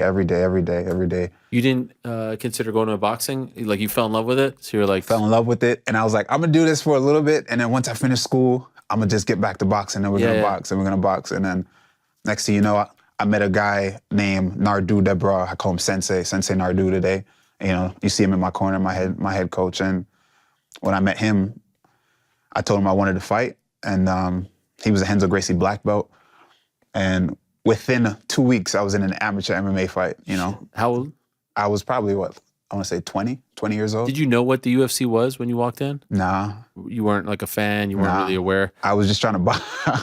I was just trying to get some boxing. Why boxing? I was a fan of boxing. I was a fan of Roy Jones Jr. And then I was a fan of Floyd, and those guys. And then after a while, I started doing my research, looking at the Tommy Hearns and the old school boxers, and I just loved it. I wanted to box. I wanted to be a boxer. And then once I had my first MMA fight, I was like, I'll get back to boxing. I'm going to go. And then next thing you know, 2, 3, I'm undefeated in amateur MMA. And I'm like, I got time, I'll go. And then I did some Golden Glove stuff, you know, and I did pretty well in there, semifinals, finalists, and then novice, intermediate, I did pretty well. And then after a while, just MMA just kept calling me, man. Did you ever box? Yeah. Oh, you did? Yeah, I did. Oh, you actually ended up 2008 I boxed, and 2009. Was it amateur or pro? Amateur. I was Golden Glove champ. And so you went back? Yeah, I went back. Okay. I boxed early, man. But the problem is, I never was consistent. MMA called me, and I just stayed with MMA. I'm sure those guys were licking their lips when you went in there because you're so long, right? So they were like, "Oh, this dude on the ground would be like a tarantula." Yeah. They probably and you're like a freakish athlete. You're like 6'3", 6'4"? 6'3". Yeah. So I mean, no wonder they tried to keep you. And so you do that. If your school isn't next to the gym, like, what do you think you would have? Like, do you think the boxing thing would have worked out? Would that have been the path, or do you think you would have ended? Like, did it save you from going down a horrible path? This thing called MMA, this school. Do you think you would have gone in a completely different direction in life? I don't know if it would have saved me. I think combat sports in general saved me. Martial arts saved me. You know, but I think I would have. I don't know where I would have went. You know, I would have been boxing. I don't know how well I would have done. Right. You know, MMA. Sometimes I'm like, shit. MMA is so fucking hard. We got all this shit we got to do. I'm like, ugh. And we're not getting paid. Yeah. You know, I'm like, I should have did this and I would have been making this much money, you know, but, you know, it is what it is. You know, I don't really live too much and look back on the past. I just move forward and do what I have to do. But who knows where I would have been. If it wasn't for martial arts, I know where I would have been. But, you know, I would have just fell in line and fell in suit with, you know, with everybody else. And I would have just been doing, you know, what the Browns are known to do. Right, you know? right. So I'm happy that I chose martial arts. I'm happy that I met Sensei Nardu. I'm happy that, you know, I've met all the people in my life and to kind of, the martial artists that I've met to kind of help me along the path. Do you have siblings? Yeah. How many? I have 8 brothers. 8 brothers? And 2 sisters. Holy smokes. So there's 11 of you? Yeah. Holy smokes. And where are they? Jamaica, most of them were. And then we all split up now. I got brothers in Cali. Brothers in, I got brothers in Philly. Are you close? Yeah, we're all close. All of you? We're all close. And is your mom still around? My mom is around. Okay, she came back. She's here in America She came now. back? Yeah, no she's problems? Back. She's here. Okay. Yeah. And so did she raise you when you were in Jamaica? Yeah, she raised me and, you know, my brothers too. And when you're in Jamaica as a kid, you can't see your dad, right? No. So how long did you go without seeing him? Years at times, yeah. But I spoke to him almost every day. Really? You know, yeah, how does that work? He'd call. He could call every day? Yeah, he'd call me every day for 10. He gets 10 minutes. 10 minutes? 10 minutes every day. And at what point, like at what age do you realize why he's not in your life? Because like when you're 2 years old, you don't understand, right? When you're 3, you're 4, you're 5. Like when do you think you start to realize, oh, this is a little bit different? Probably I want to say maybe like 9-ish, around those times. Like I already knew because certain things are just like, it just is what it is when you're a kid. It doesn't seem out of the norm. I'm like, oh, my dad calls me. My dad, you know, some summer I may go over and I may see him. I may spend a month and I'll see him. They bring me to this place. I go see him and we talk and, you know, but it was never really a thing for me. That was just my life. You know what I mean? It was never like, until I started hearing I would hear stories. I would hear stories from other people in Jamaica. I would hear stories because where we lived in Old Harbor, right? Old Harbor is like a country area, right? And we lived with my grandma for a little bit. You know, my mom and my grandma, they always going back and forth and bickering. And then we ended up having to move, and we moved to this place called Techford in Old Harbor. And Techford is captured land, right? It's like captured land is basically just a piece of land. No one owns it. The government owns it. If you can chop down whatever and you build something there. So we had a little like it's like a shack. I don't want to call it a shack, but that's like what it was. It's like a one room. For all of you? Just for me and my mom. Okay. Right? So the one room. My brothers were in Spanish Town at that time. They were in Spanish Town doing what they do. All right. Eventually, I'll get there. Eventually, I move with them, and you know, I'm doing what I'm doing. But we lived in Old Harbor, right? And we have this little shack. You know, I got for the door is zinc. I don't know if you know sheet metal. Like zinc, we call it zinc, right? So zinc. There's no real door, zinc. We don't have a bed. We don't have water. We don't have electricity. We got kerosene oil lamps. Yeah. The water comes on at 3 o'clock twice a week, and you got to go down and go collect the water and then bring it back up, right? What? And I lived that life for about 16 years, all right? Twice a week? Twice a week, the water will come on. And it comes on at 3 o'clock, and if you miss it, that's it, because that's where the water comes. There's no civilization not supposed to be in this area, so there's no infrastructure built up there for people to live. So it's a bunch of poor people that we upped it. It's different. It was a little, when I was there, it was probably like 7 houses there. So it's a tiny little community of us. Now, if you go, but whenever I go back, now it's like 20, 30 houses there, but it's still electricity now. There's a little electricity that they run from the main line out there, like T-flight is what they call it, right? And then take the electricity and bring it up there. And how long is the water on for? Like the water's on for about 2 hours. 2 hours? Yeah. And so you're supposed to do what? Like, you bring all your stuff, everybody lines up, everybody brings their stuff. They bring wheelbarrows, and you bring and you do multiple trips. So when you do multiple trips now, you have your water to bathe, cook, all that stuff. And then we also had a tank in the back of our yard. So the tank, when the rain fell, we'd use that water to wash clothes and that kind of stuff. At what point do you realize, like, man, this is tough. Like, this is not how everyone else lives? Again, as a kid, you don't know that. You don't even know, right? You don't know. You just live Were your friends living like that too? Yeah, we're all your classmates. Yeah, I mean, it's poor. Where we are, everybody's poor. You know what I mean? Everybody's poor, and we're like in the country a little bit. You know what I mean? So we just living, man. It is what it is. Eventually, when I start getting exposed to when I go around my brothers and stuff, right? Now, they came pick me up one time. I remember I met them. I didn't even know them like that. And then when I started meeting them now. How old were you when you met them? Probably like 11, 12. Where were they before? They were there. They were just around, but you didn't have a relationship. Yeah, I just never had a relationship with them. But they get into trouble too? Yeah. Okay. Yeah, but they live where my dad came from. Okay. And my dad was a Don over there in that area. He was a what? A Don. Like he was the man. Yeah, he was like somebody that ran that area. Oh, shit. Right? And so in that area now,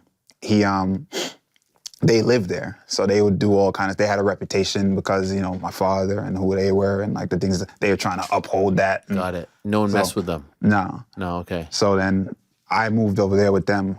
Long story short, they came. They used to come visit me. Eventually, they got me out of there. They're like, nah, you got to get out of here. That's when I went to the city now. Now I'm in the city. Okay. And I'm getting older.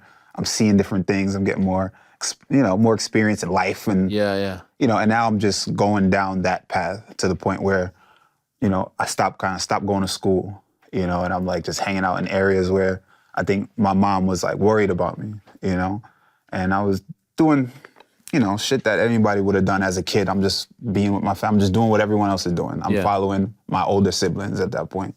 And, spent a couple of years there, and then my mom just like, I remember she called up here and she was like, I had another brother here, my eldest brother, Roderick, right?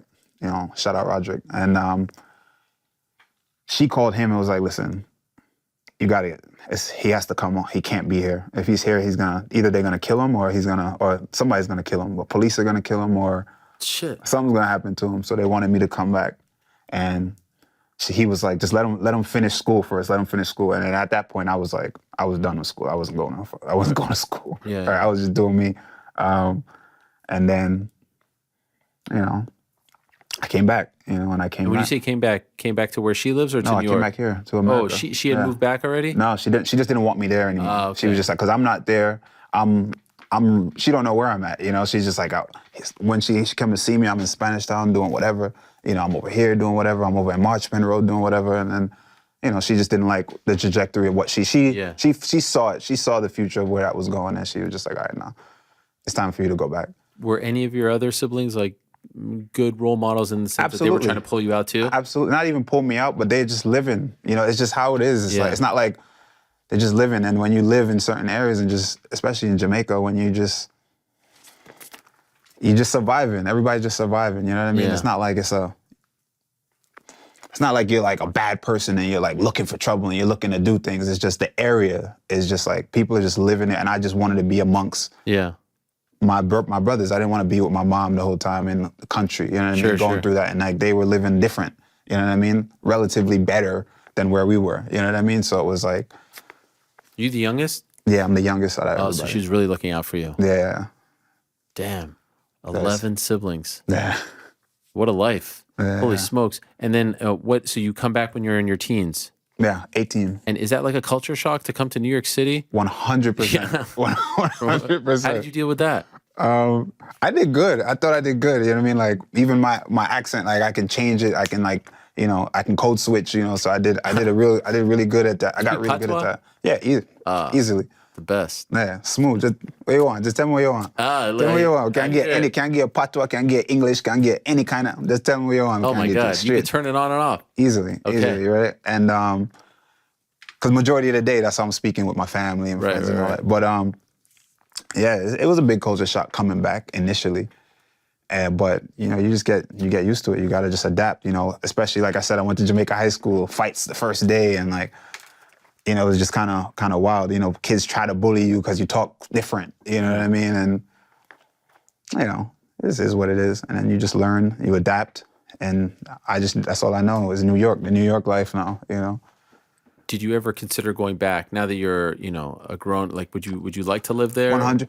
It's funny, we joke about it all the time. It took me coming to America, having quote unquote success, right? And then going back to Jamaica to experience the beauty of Jamaica, because Jamaica is so beautiful. Right. All right. I just wasn't afforded the luxury to actually see what Jamaica was when I was there, when I was growing up. So now every chance I get, I own property in Jamaica. I'm looking to open a gym in my area where I grew up. You know what I mean? Like an MMA gym? Or? Absolutely. Oh, wow. An MMA is it gym. popular there? Yeah, it's getting growing. popular. It's You, growing. Aljo, right? Aljamain, we got Leon Edwards, Leon. Osborne. You know, there's a ton of people, man. There's a ton of people that are like very interested in helping out and you know, helping the sport grow in Jamaica. And the kids down there, hungry, man. Really? Hungry. Super hungry. There's Shout out to there's super talent, man. They're super talented. There's this one kid that Cheyenne, he's really good. You know, I really like him. You know, he's building, he's training every day. You know, these guys travel. Are there MMA gyms there? Yes. There are, okay. Yeah, there's a ton of MMA gyms. Nice. Sometimes we tend to show like, oh, it's so poor, it's so sad. And it's like, well, that's not all of what we have to offer. Like sometimes you should see like there's nice areas and there's nice gyms and there's people building, you know, and infrastructure and all that stuff, you know, but we tend to focus on, you know, for some reason we focus on that so much, but there's a ton of talent and there's a ton of people that are looking to make their way to the UFC and do big things. And I predict that, you know, once the guys here, like guys like Aljamain Sterling, Leon, myself, that are continuing, you know, to push and lead the charge of Jamaica MMA, I think that at some point, you know, we're going to see a lot of fighters coming out of Jamaica. It is wild that there's two champions from there. Yeah. Do they get a lot of, like, is there a lot of coverage when you guys fight? For sure. Does the media cover you guys? For sure. There's a lot of love when we fight. You know what I mean? Huge. Whenever I go down there, I'm always, you know, I get featured or people are always reaching out, calling me to come by, you know, so it's always pretty cool. That's always surreal to me. And so where are you in the process of opening this gym? Just location. Okay. We're very close, you know. We opening a charity, you know, and we just want to get... Charity for what? The charity for the gym. Oh, for the... Okay. Yeah, for the gym. Because I want people to be able to train. Like the kids where I was from, I want them to be able to train, you know, just because they're not going to be able to afford it sometimes. Sure. You know what I mean? The gyms typically are in like uptown. You go uptown, people can afford it there. You know, I want to put it somewhere where usually, unfortunately, the talented kids are usually the kids that can't really afford it. You know what I mean? So this is where you want to put the gyms so you can get these kids to come in and have an outlet so they know, all right, there's other ways to, you know, get out other than just, you know, you can do anything, you know, whether it's through the books, whether it's through sport, you know, whether it be through combat sport, you know, that's a viable option. One thing I always wondered about, like places like Jamaica, the islands, the beautiful, like you say, do the locals resent the people that fly in for a week and stay in the resort and like they think this is Jamaica, but it's not the real? Nah. Or are they, for lack of a better word, appreciative? Oh, this helps tourism. This helps, you know, the economy here. Like, how do you view like the people that come in with their nice little outfits off the plane? They spend a week and then they go home. How do you feel about them when you're, you know, actually living there and it's a struggle? Or are you even aware that this exists because it's on another part of the island? At that time, I didn't know anything about that until I got older, right? Okay. But how I view it now, and I think this is how everyone views it, it's good for the economy. It's good for the economy. It's good to boost it. Tourism is one of the biggest, you know, the biggest moneymakers for Jamaica, you know, in its economy. It's tourism, you know, besides import, export, coffee and that kind of stuff and sugar. But tourism. Coffee's big there. Yeah. Oh man. Straight out of Blue Mountain. Oh. You ever had Blue Mountain coffee? Some of the best coffee in the world. Oh, you know what? I didn't know that. I didn't know that was from Jamaica. Yeah. Oh wow. Wow, that is incredible. Yeah. That is amazing stuff. I'm a huge coffee fan. Oh yeah? Yeah. So that's where I didn't know that they do that in Jamaica. Yeah, I think I told you this the last time you were on. I was always obsessed with Jamaica as a kid. Oh yeah? Because number one, You Patrick did. Ewing was my guy. Yeah. So Patrick from Kingston. So always because like of Ewing, I always was reading about Jamaica. And then when I was in like 6th grade, I did a whole project on Rastafarian culture. And Did you show me a picture of you with the dreads? I had like fake dreads. I even had an afro. I was a very confused young boy. I was this white Jewish kid in Montreal, dressed in full Malcolm X gear. I thought I was a brother. I wanted to be a brother, if I'm being honest. You know what I'm saying? Good. Hey, listen, a little bit. I think a lot of people want to be a brother. Of course, just a little bit. Just I mean, a little bit. You're infinitely cooler than all of us.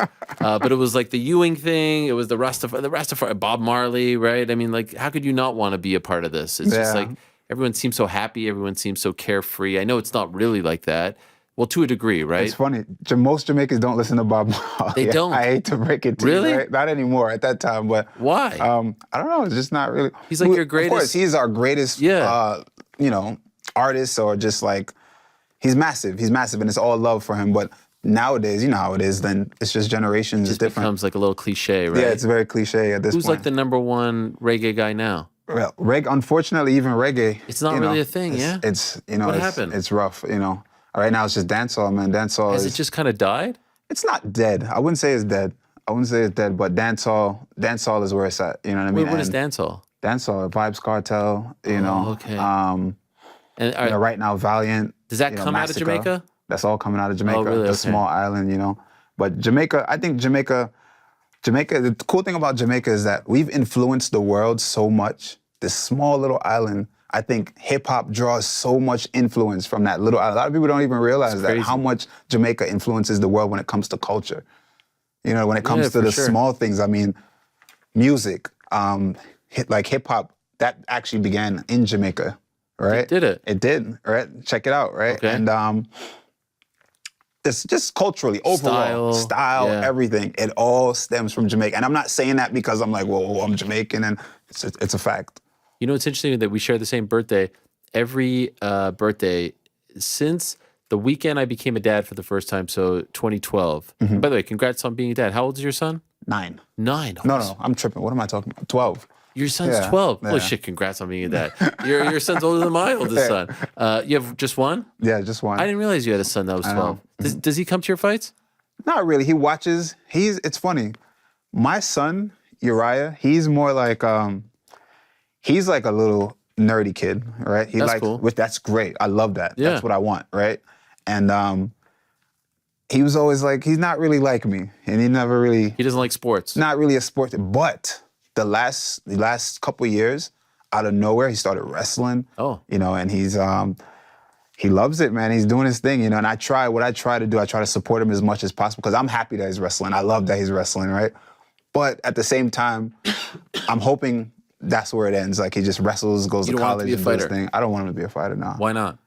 Because fighting, I don't know. Fighting is fighting. Fighting is tough, and it's not only just tough physically. It's tough mentally. It's tough. Like you have to have a certain level of resolve to fight. You have to have face a certain level of adversity, and I don't think he's faced that level of adversity. You know what I mean? I think he's been protected by me a lot. You know what I mean, in life, and we'll see how it goes. But I honestly, I don't think fighting is for everyone. I think fighting attracts broken people. You know what I mean? Who are seeking something. You know what I mean? And other than artists, I think fighting also attracts artists. So if he wants to do it through art and sees it as an outlet, to express himself, that's cool. But I still wouldn't advise him to fight. I'd try to avoid him have him avoid as much as possible. Yeah, but if he wants to, hey, I'll support. Does he watch your fights? He does. Like, will he watch you live on, like this past Saturday, is he watching you live? Yeah. He saw me afterwards too. He got to see my face afterwards. So yeah. So But he wasn't there. No, he wasn't there. Okay. It's funny that you say that about like fighting attracting broken people. Now we have two multi-billionaires who are trying to fight each other. That's true. Right? Are they broken or what? Or are they just looking for a good time? Yeah, but you know what? I think that's just more like the times we're in. Yeah, it's crazy. I think we're just in like and I don't think that's actually gonna happen. It's like a one-off. Like everyone thinks they could fight, right? Sure. Everyone thinks like, oh yeah. Wait, but do you think it? Because I actually think it's going to happen. You think so? I Yes. don't think so. I really think it is. Really? Yes. I have no inside knowledge. I mean, Chael came on earlier and he said that Zuckerberg called him this morning, which I don't know if I believe him or not. He said he has a deal to fight at UFC 300. But honestly, I really do think it's going to happen. Why? You believe that? Because you believe that, Ariel? Legit. Because of the crazy times we're in. Because of these are crazy freaking times. And there's so much, someone once told me this. When there was all the Conor and Mayweather stuff going on back in 2017, I was like, there's no chance it's going to happen. This is so dumb. And someone said, when it comes to fighting, follow the money. And if there's money to be made, it usually happens. And I was like, all right, let's see. It happened. And think about how many people would watch this. That would be bigger than the biggest fight ever made. I think that would be bigger than... The whole world would cover it. Yeah. Everyone would watch it. You're absolutely right. 2 of the top 5, 6 richest people on the planet fighting in a cage. The one question I have, though, honestly, as crazy as it sounds, is the weight. Because I think Musk is like way bigger than Zuckerberg. Yeah, he's a big guy. Was he like 6'1"? He's 6'1", but he's also like bigger. Yeah. Which commission would allow this? I mean, would Nevada allow a fight of, like a mismatch like that? I guess we'd have to wait, and maybe he loses weight. But I think it happens. I think with the money that they have, anything is possible. Yes. I think that if we got there and the commission that became a thing, they could do it in Abu Dhabi too, and there's no commission there. Yeah, I think they'd make that happen. But would you watch it? Hell yeah, I'd watch it. But I don't think it's gonna happen. I just don't know. You know why I don't think? I just think sometimes guys of a certain prestige, I feel like fighting, and not that I'm I'm downplaying fighting, but I think that it cheapens them in a way to shine them in that light. Sure. You know what I mean? Like to see these guys, potential leaders of our country at some point fight in a cage. Like what does that say about us? Donald Trump was in WrestleMania. And he became the president, among many other crazy things. No, I know, but it's like, if that's not like, I mean, at least these two guys, I just think, honestly, I think rich people sometimes get bored. Yeah. And they want to just do something. And both of them seem to be fight fans. And if you're the UFC, why wouldn't you do it, right? It would be huge for them. If you're ESPN, why wouldn't you do it? It is bizarre. And initially when I heard about it, I was like, oh, this is dumb. Now I kind of feel like it's going to happen. But isn't it a little weird? Like, man, I'm not trying to get you in trouble, but I was trying to tell this to Chael, but he was freaking not listening to anything I was saying. Like 3 weeks ago, Dana's like, nah, Francis and Tyson is a gimmick, but he's down for this? What's more of a gimmick? Come on. You can plead the fifth. You can plead the fifth on this, Randy. But you know what I'm saying? Uncle Dana's going to do Uncle Dana things. Yeah, that's right. That's right. Okay, so back to what I was going to say. Wow. Someone just sent me a link that Zuckerberg denies what Chael Sonnen said on my show. All right, to TMZ. Holy shit, Randy. We're making all kinds of news here. Oh, shit. What I was going to ask you about or say about the birthday thing with Bob Marley. Every birthday, I always watch this clip because I saw it the weekend that I became a parent. The Bob Marley doc. Have you seen it? The one on his life. It's called, I think, Marley. It was on Netflix. No, I didn't watch it, but I know it's what great. you're referring to. And you may be like, enough of Bob Marley. I hear enough about this guy. But there's one clip in there where it's from an old interview, and the reporter asks Bob if he's a rich man. You know this clip? Yes, I do. And he says, what does rich mean? What is rich? And he goes, well, do you have a lot of things? Do you have a lot of possessions? It's an iconic clip. And then he says, possessions make you rich. I don't have that kind of riches. My richest is life. And I was like, fuck, that is the greatest line of all time, right? For like a guy like him to say that. So I always play that on my birthday. Yeah. And your birthday too. Like, it's just, that to me is Bob Marley. Like that way of life, that way of thinking. Absolutely. That's Rastafarianism in general. That's what the philosophy of the Rastafari and the Rastafarian, those guys, they live a different kind of life, and they give themselves to God, their God. And, they represent peace, man. They represent peace. And it's cool thing about a Rasta in Jamaica could go anywhere. Think about the slums of the slums. A Rasta could walk through anywhere. Nobody touch him. Nobody touch a hair on his head. Really? Nobody say anything to him. That's just, that's the kind of respect that the Rastas kind of, they command. Did you ever have dreads? No. My stepfather did though. Why didn't you do it? I was just never really. Wasn't your thing? That's not my thing, But it's hard to maintain, right?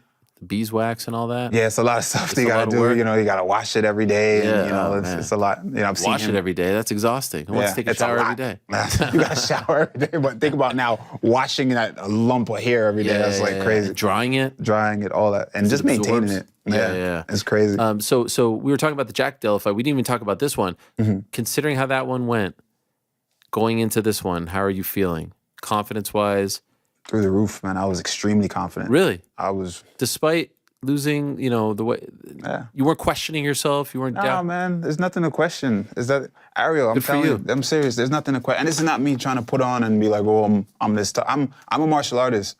I'm not a guy that came up in a gym per se. That's a lot of guys. I can say guys they compete. They're competitors and they compete and they know how to win. And so I'm just a martial artist, man. I'm just a kid that.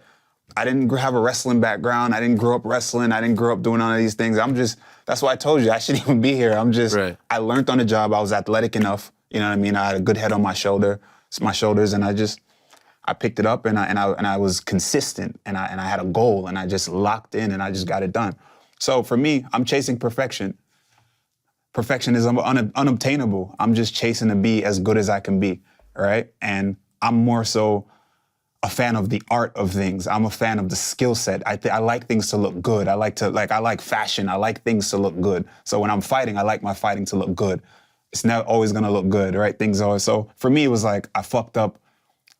It was a technical error. Shit happens. What am I do now? Oh, now I suck and I gotta go put my head in the hole. It's like, no, I know what I'm capable of. I know what I'm doing in the gym. I know the fellas I'm training with. I think I can hang in there with anyone and some of the best in the world. You know what I mean? So a loss can't define me. A moment of a lapse in judgment, a single shot, boom, oh shit, I should have had my hand here. I extended to try to steer and I got caught. This, now I suck? Yeah. No, so my hand should have been up when I steered him and I got caught. It is what it is, so nah, man, I just want it to look good. I'm practicing my art and I'm trying to make my art as efficient and effective as possible. And I fucked up, and if anything, that encourages me to go back and be like, fuck, all right, boom, this is where I fucked up. I gotta do this, I gotta do that. I'm gonna talk to all my coaches so I make sure that shit never happens again. How'd you feel about the art on Saturday? How'd you feel about your fight? Not happy. Not happy? Not happy, but happy that I got it done. I needed to get back in the win column, Why not happy?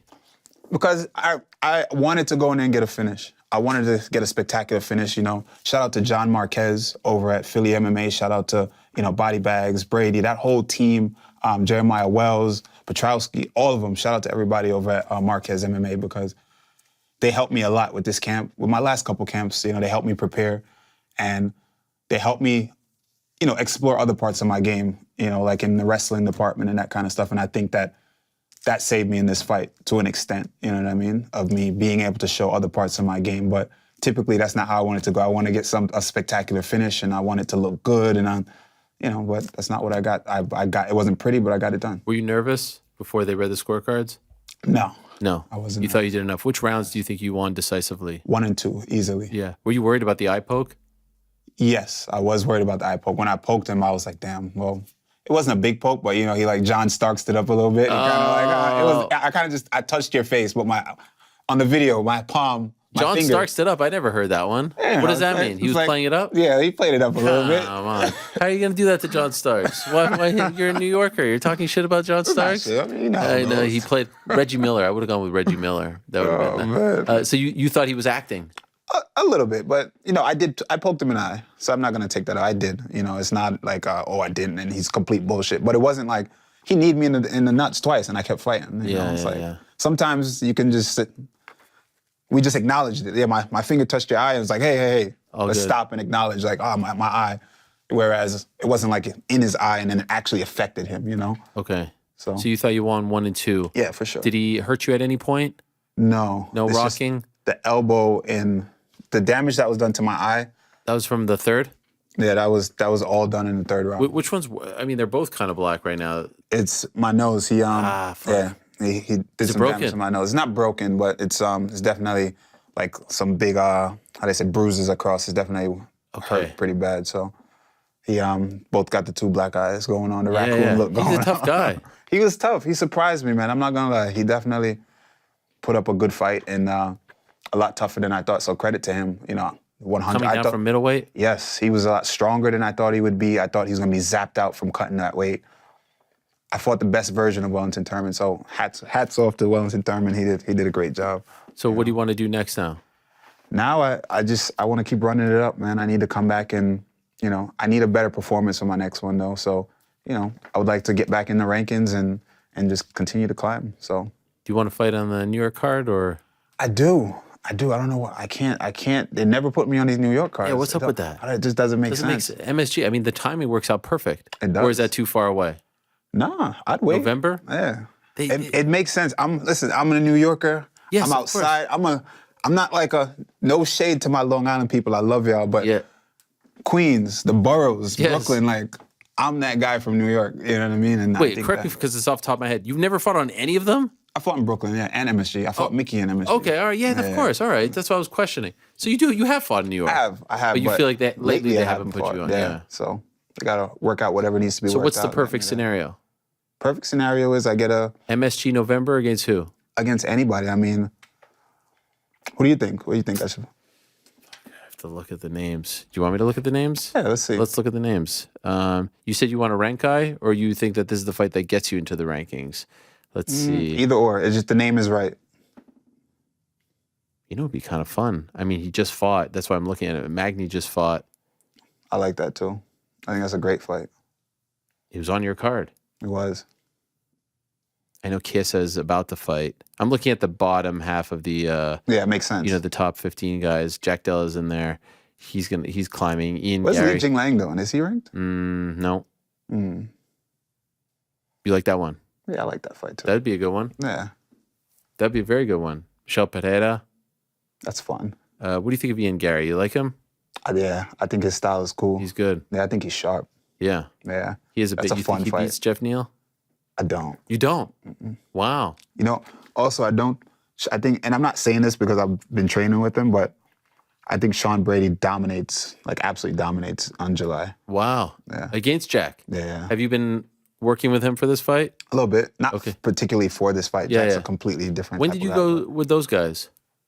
I've been training with them for the past, I want to say 2 years now. Okay. Yeah. I saw you, and you were with Joe in when he fought in Miami, right? Yeah. Yeah. He's really good too. Yeah, he's a monster, man. He's a superstar in the making. He's had surgery, right? Yeah. But he's going to make a lot of noise, and he still hasn't shown how good he actually is. Okay. Yeah. So people are going to be surprised when they start to see the things that he can do. Is that your full-time team now? You call it that, I'm there. What I do is I live in New York. That's the only thing is I live here. Yeah, and they're in Philly, right? Yeah, so I spend like a week. I'll go up for a week, and I'll stay the whole week, and then I'll come back, and I'll stay another week here. Then I go up for another week. I'll stay the whole week, then I come back. So oh, wow. I'm just going back and forth. So I'm working out the moving situation. You might move there. Potentially, yeah. Okay. And so when you're here, who are you training with? Another situation I tell you I shouldn't even be here. Right? Oh. Right? What do you mean? It's I train with Sensei Nardu, right, and the guys at Budokan, but I don't really have there's no MMA fighters here for me to train with. There's no like UFC caliber guys for me to train with at my weight class here. So I train with a lot of kickboxers. I'm in the boxing gyms a lot. Hence, you see the way my style is. Grappling heavy, so I have to split it. I have to create almost a camp, so there's no like real It's MMA. very stressful, right? It's stressful. I'm traveling every day. I'm running around, you know what I mean? But whereas when I'm in Philly, everything's in-house. I can get it all done there. You can just go there. Yeah. You don't have to go all over the place. So the fact that I've had such a successful career doing that the whole time, I think that's a testament to, just my dedication and hard work and, just being able to piece everything together like that. So I think that me training, more full-time over here is definitely boosting my skill set for sure. I wish I did it earlier. Yeah. No, I mean, you're still relatively young. You could, right? I mean, Yeah, for sure. By the way, what is the pro and the bro? The pro and the bro, that's my podcast. That's my podcast where we talk about fights. It's funny. It's me and my boy Phil. We literally, it's not like you're a suit and tie type of podcast where we talk about fight. We can talk about anything. We get into fights, but we may go on a tangent and talk about, you know, some of the most random shit, you know, ever. And it's pretty cool. It's fun. We break down fights. We talk about each fight prior to each card prior. And, every single fight? Every single. Sheesh. Yeah. All the cards? All the cards. Even like the so-so ones? Yeah. The Sean Strickland ones at the Apex? Fucking hell. All over, Even I don't do that. Yeah, There's a lot of fights. It's cool. It's pretty cool. We break down fights. I do my picks, and you know, we have a good time. Twitch also? We do it on Twitch, and then we upload it on YouTube. Yeah, look at you. Yeah. That's good. Yeah, I think that's important. I think you have to do that stuff. Yeah. Social media. Absolutely. Yeah. Try to create a life after fighting. You know, I think that's very important for fighters. Well, that's a good note to end on. Well done, my man. You've come a long way. You've overcome a lot of obstacles, a lot of great things, and you continue to succeed. You continue to thrive, and it was great to see you back on track on Saturday in a big spot. And I love the fact that like it was like ain't no thing. You lost your last one, no big deal. Not going to overthink it. It is what it is. And you'll owe me $5 when Musk and Zuckerberg fight next year, all right? Deal. Deal? All right, man. Deal. There he is, rude boy, Randy Brown, the pride of Jamaica, the pride of Queens. I was saying goodbye, and you're just leaving. Well, you ain't got to go home, but you got to get the hell out of here. We got my interview with Marlon Vera. We'll play that. I'm going to say goodbye to this man, and we'll be back with our recap of the weekend, and then we'll say goodbye, all right? There he is, Randy Brown, everyone. We'll be back in a second right here. He's your friend and mine. He is the pride of Ecuador. He is the one and only Marlon Chito Vera. Back on. Yeah, there he is. Marlon, my guy, back outside in the backyard, the familiar spot. What are we drinking on this Wednesday morning, Marlon? What do we got? Cold brew. Oh, yeah, that's nice. Nice and cold after training, you know. Just, bro. Just, you know, just living good, just staying happy, making sure life's good, family's good, and the rest is fucking just is go get it type of things. By the way, you drink your cold brew black. Is it a little bit of milk in there? What do you have? Plain. I don't with my coffee. I don't fuck around. I don't add nothing, and I don't take nothing away. Okay. Black coffee, espresso, black coffee, cold brew. Regular. That's about it. That's it, yeah. And the only thing outside the box, dirty chai. Oh, tremendous. You know what? Ooh. I appreciate that you say that because sometimes I'm a little embarrassed when I order the dirty chai because I feel like... Fuck no, bro. You're a G for drinking dirty chai. Cool. Fucking, I drink dirty chai? Fucking hell. For those that don't know, that's chai with a shot of espresso, right? It's dirty. Yes. Come on, we sneaky people. Guess what? Bronson loved dirty chai. I took him to my best coffee shop around my home. He loved it out here. He never had it? No, he's a chai guy. He's part of us. You see, that's why I love you guys. You see, I knew we were all kindred spirits. And I saw you on Fuck That's Delicious, too. Look at you hanging out with the boys. Bro, that was like, no kidding, no cap, no nothing. That was like a dream come true because before I met him, I used to watch. And, I'm a chef at heart, you know. Same way I'm a surfer. I love cooking, and I used to watch the show. Yeah. And it was so cool to me. Like he brings his homies everywhere, and like instead of like doing things with other celebrities or other, he brought his crew. It's like him and his homies doing crazy shit or fun shit. That's super cool. That I pretty much copy that from him. Like when I travel, I always bring a friend now. Because it's fucking dope. Like if my family's not able to go, there's nobody to watch the kids, and it's me and my wife. I brought a homie with me, and I'm like, that's so fucking smart. You might as well live life, love life. I mean, what you don't want to experience it by yourself? Might as well share the experience. You know. I need to start doing that too. This has opened my eyes. I like that. And by the way, congratulations. Your daughter just graduated, right? What grade did she graduate from? Dude, she's going to middle school now. Wow, like my son. Wait, she graduated 5th? Yeah, she's 12. Yeah, okay, like my son too. It's crazy, right? Isn't that amazing? Bro. Time's flying. I remember, like, before she was born, I was just everything was going to the wrong side. Moment this thing came to my life, make me who I am, and I'm like, it's like yesterday, and it's not like yesterday, it's 12 years ago. Yeah. It's crazy how time goes, bro. It's gnarly. I was fucking 17. You were 17 when you had your first kid? Yeah. Holy shit. I was turning 19. My wife was fresh 17. Sheesh. But we made it. We're happy and we got 3 fucking amazing kids. Yes. And a beautiful home as well. Yeah, you guys are a great couple and great family.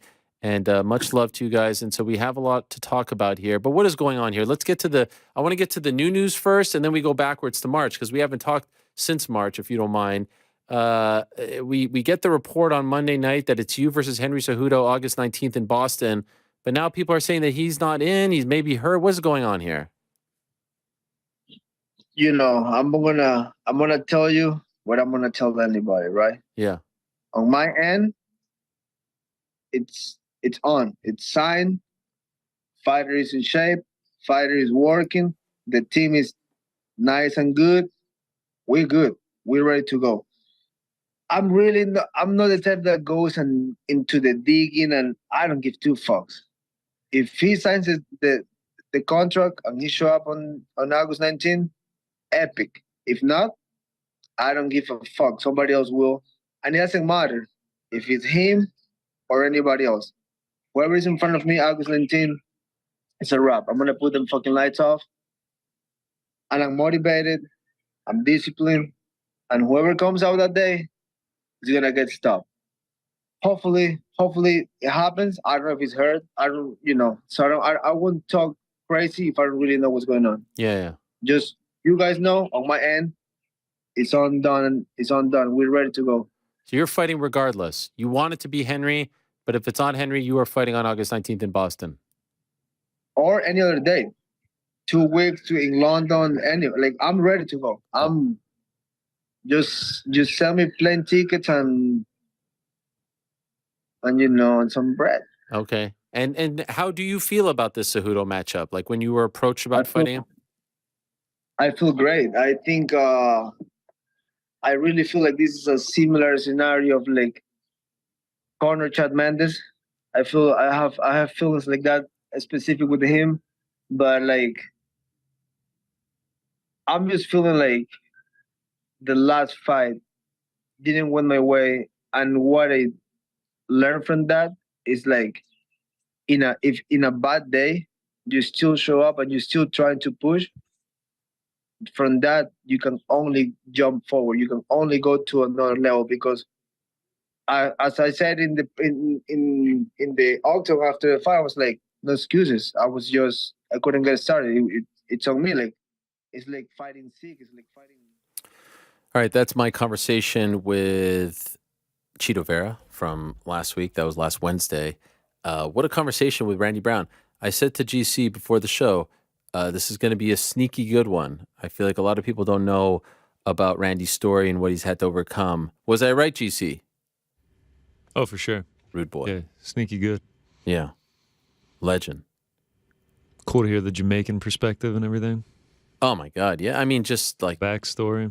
His dad and everything that he's had to overcome. And, you don't realize you watch these fights and it's 15 minutes on a Saturday, and then you think about everything that these people have had to go through. And it's just like this conveyor belt of stuff, right? It's this conveyor belt, next fight. It's like, man, every single one of these guys and women have such incredible backstories. And it's part of the reason why I love doing this show, and I will forever love doing this show and covering this sport, is because, again, like today, fighter, the dude who won the main event on ABC is in his car, driving around. The fighter who's co-headlining the big pay-per-view in July is in the sauna. This guy just fought in Jacksonville, is sitting here talking about his dad who's incarcerated. Everything that Tatiana Suarez. I mean, it's just, where else do you get these characters? And more importantly, where else do you get this type of candor? I don't, as someone who has done stuff in other sports, as you guys know, I don't know if anywhere. And I don't say it just as an MMA thing. Like, it's really a combat thing. I think it's a boxing thing as well. You'll get this kind of candor. But honestly, I kind of, to a degree, I feel like it is a bit of an MMA thing, because they have to work even harder to break through from all the noise. So have we been in the news? Has the show been in the news, guys? What's going on? You know what's another great thing about this show? Well, this show is so crazy because I feel like I'm addicted to my phone, right? I'm always on my phone. Like you'll text me, and more often than not, like you're going to get a reply back really quickly. For 4 to 5 hours on Mondays and Wednesdays, I have no idea what's going on. And it's so refreshing. So what have I missed? We made TMZ. That was pretty cool. TMZ confirming Chael was putting a work on. Confirming? Yeah, it was confirming with Chael? No, a representative of Meta CEO Mark Zuckerberg has confirmed that he was in fact not hitting up Chael to say that he booked a fight at UFC 300. So now Chael has been catfished by Aspen Ladd and a fake Mark Zuckerberg now. I'm looking at the clip right now, or I'm looking at the article. Did they say my name at least, or the show name? Well, we get a quote the MMA Hour, yeah. All right. I mean, technically the name of the show is the MMA Hour with Ariel Hohen. I don't want to be a stickler, but you know. I mean, a fantastic quote. Fantastic quote here. Sonnen swore up and down that he was 100% serious, adding, "That just happened.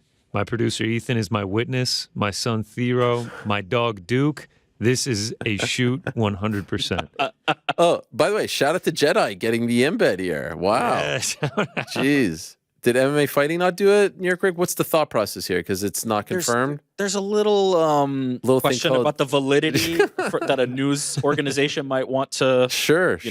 But I mean, exercise caution. Could we not pin it on Chael? Like, just put all the. Chael Sonnen says yes, and then MMA Fighting just free and clear. Whatever we do is clear as long as Chael Sonnen says no. There's a little caution being exercised when it comes to stuff like this. The headline: Mark Zuckerberg. I didn't call Chael Sonnen about Musk after UFC 300 claim, and then it's the stereotypical TMZ. Like it's just like these like grabby photos of Chael and Zuckerberg next to each other.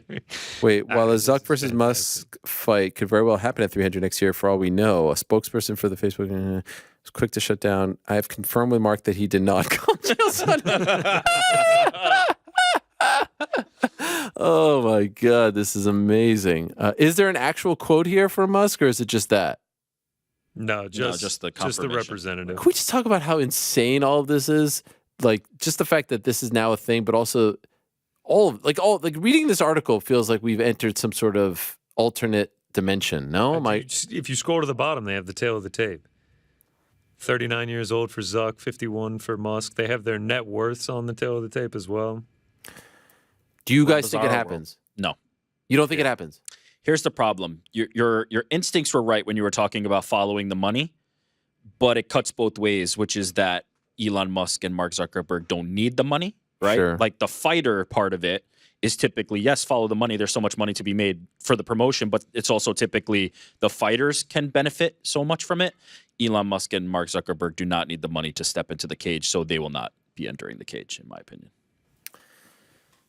It makes a lot of money for the UFC, but doesn't matter. Well, that was actually my original thought, and I agree what Chael said. Like with what Chael said is like part of the appeal here is you get to play fantasy UFC fighter for a day, but those two guys could put on a UFC event in space, or sorry, an MMA event in space, and it would not even be like a drop in the bucket for them. Why do they need the UFC thing? But I think part of the appeal is you take the pictures with the gloves, this and that. I do kind of chuckle, and I'm not trying to be like, look, I think a lot of people would think that I would shit all over this. I'm not.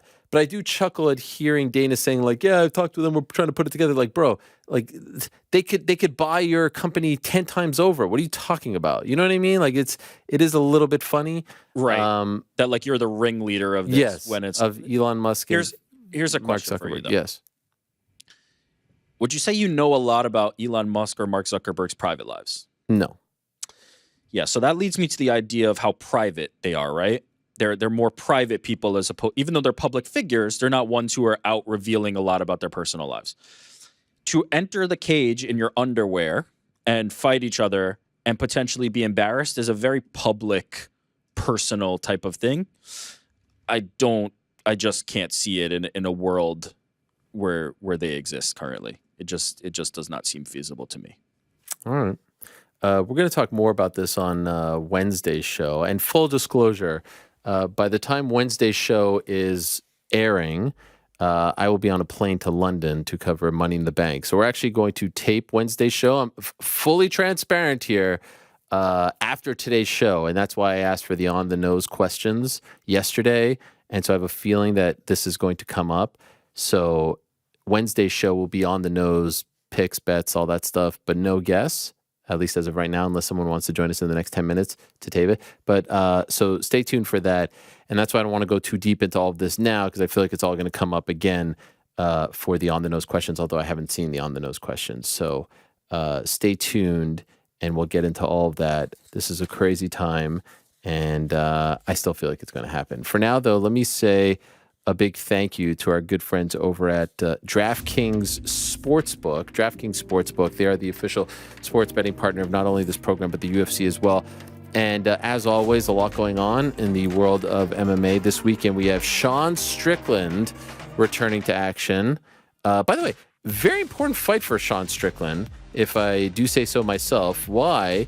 If he gets by Abus Magomedov, who's actually a little bit unhappy with me, and I do probably owe him an apology, because when Izzy was on, I forgot who Sean Strickland was fighting, and I saw an Instagram post from him saying he's gonna, remind me of who he is. I have nothing against Magomedov. I just, in the moment, I forgot, and let's be honest, he's not exactly a fixture in the UFC. I believe only has one fight in the UFC. Nevertheless, if Strickland gets by him, and if Whitaker and DDP get into a war, maybe Strickland is next. So it's actually a pretty big fight for Sean Strickland this Saturday, July 1st, Canada Day, going up against Abus Magomedov in a very important fight at the Apex. I mean, it has to be at the Apex. A fight of this magnitude has to be at the Apex. Who's the favorite going into that one, GC? Sean Strickland. Big time? Not big time, like minus 170. Kevin Lee also on the card. Yeah, return of the Mountain. Yeah. Phenom. I'm excited about that. Max Griffin, Damir Ismagulov, Ariane Lipsky, Ishmael Bonfin, Benoit Saint-Denis on the card as well, Cara Hossa, and so many others. So that's this Saturday. You can get in on all the action over at DraftKings Sportsbook, and new customers can download the DraftKings Sportsbook app and use the code The MMA Hour. Bet just $5 to score $150 in bonus bets instantly. That's code The MMA Hour only at DraftKings Sportsbook. If you have a gambling problem, please call 1-800-GAMBLER. In Massachusetts, call 800-327-5050 or visit gamblinghelplinema.org. In New York, call 877-8-HOPENY or text HOPENY, that's 467-369. In Kansas, call 1-800-522-4700 on behalf of Boot Hill Casino and Resort. In West Virginia, you have a gambling problem, call 1-800-GAMBLER or visit www.100gambler.net. All games regulated by the West Virginia Lottery. Please play responsibly. In partnership with Hollywood Casino at Charlestown Races. In Connecticut, help is available for problem gambling. Call 888-789-7777 or visit ccpg.org. 21 and older in most eligible states, but age varies by jurisdiction. See DraftKings.com/sportsbook for details of state-specific gambling resources. Bonus bets expire 7 days after issuance. One boost per eligible game. Opt-in required. Max bet $50. 10-plus leg required for 100% boost. Eligibility, wagering, and deposit restrictions apply. Terms at sportsbook.draftkings.com/terms. By the way, can we pre-tape that and then do it where it's like afterwards, or is that not allowed? I was told that was not allowed. I just feel my soul dying every time, not to mention our viewership numbers. But anyway, thank you very much to DraftKings. We appreciate them very much.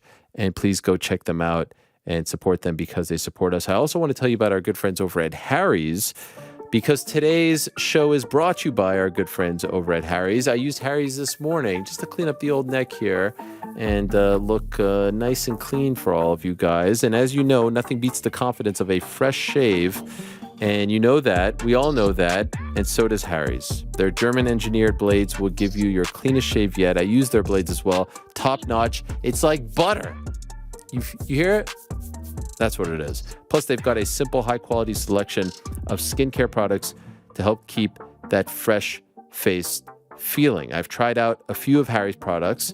The razor, the shaving cream, the aftershave lotion. I feel fantastic. It's my go-to. I appreciate them very much. I love this product. I really do try it and use it.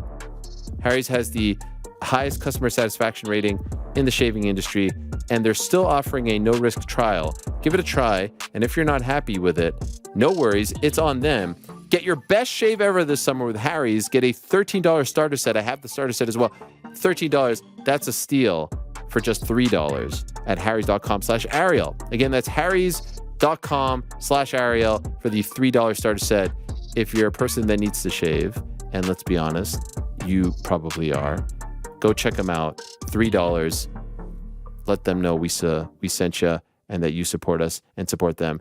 It's harrys.com/Ariel. One more to tell you about. Very excited that we've brought Game Time into the fold.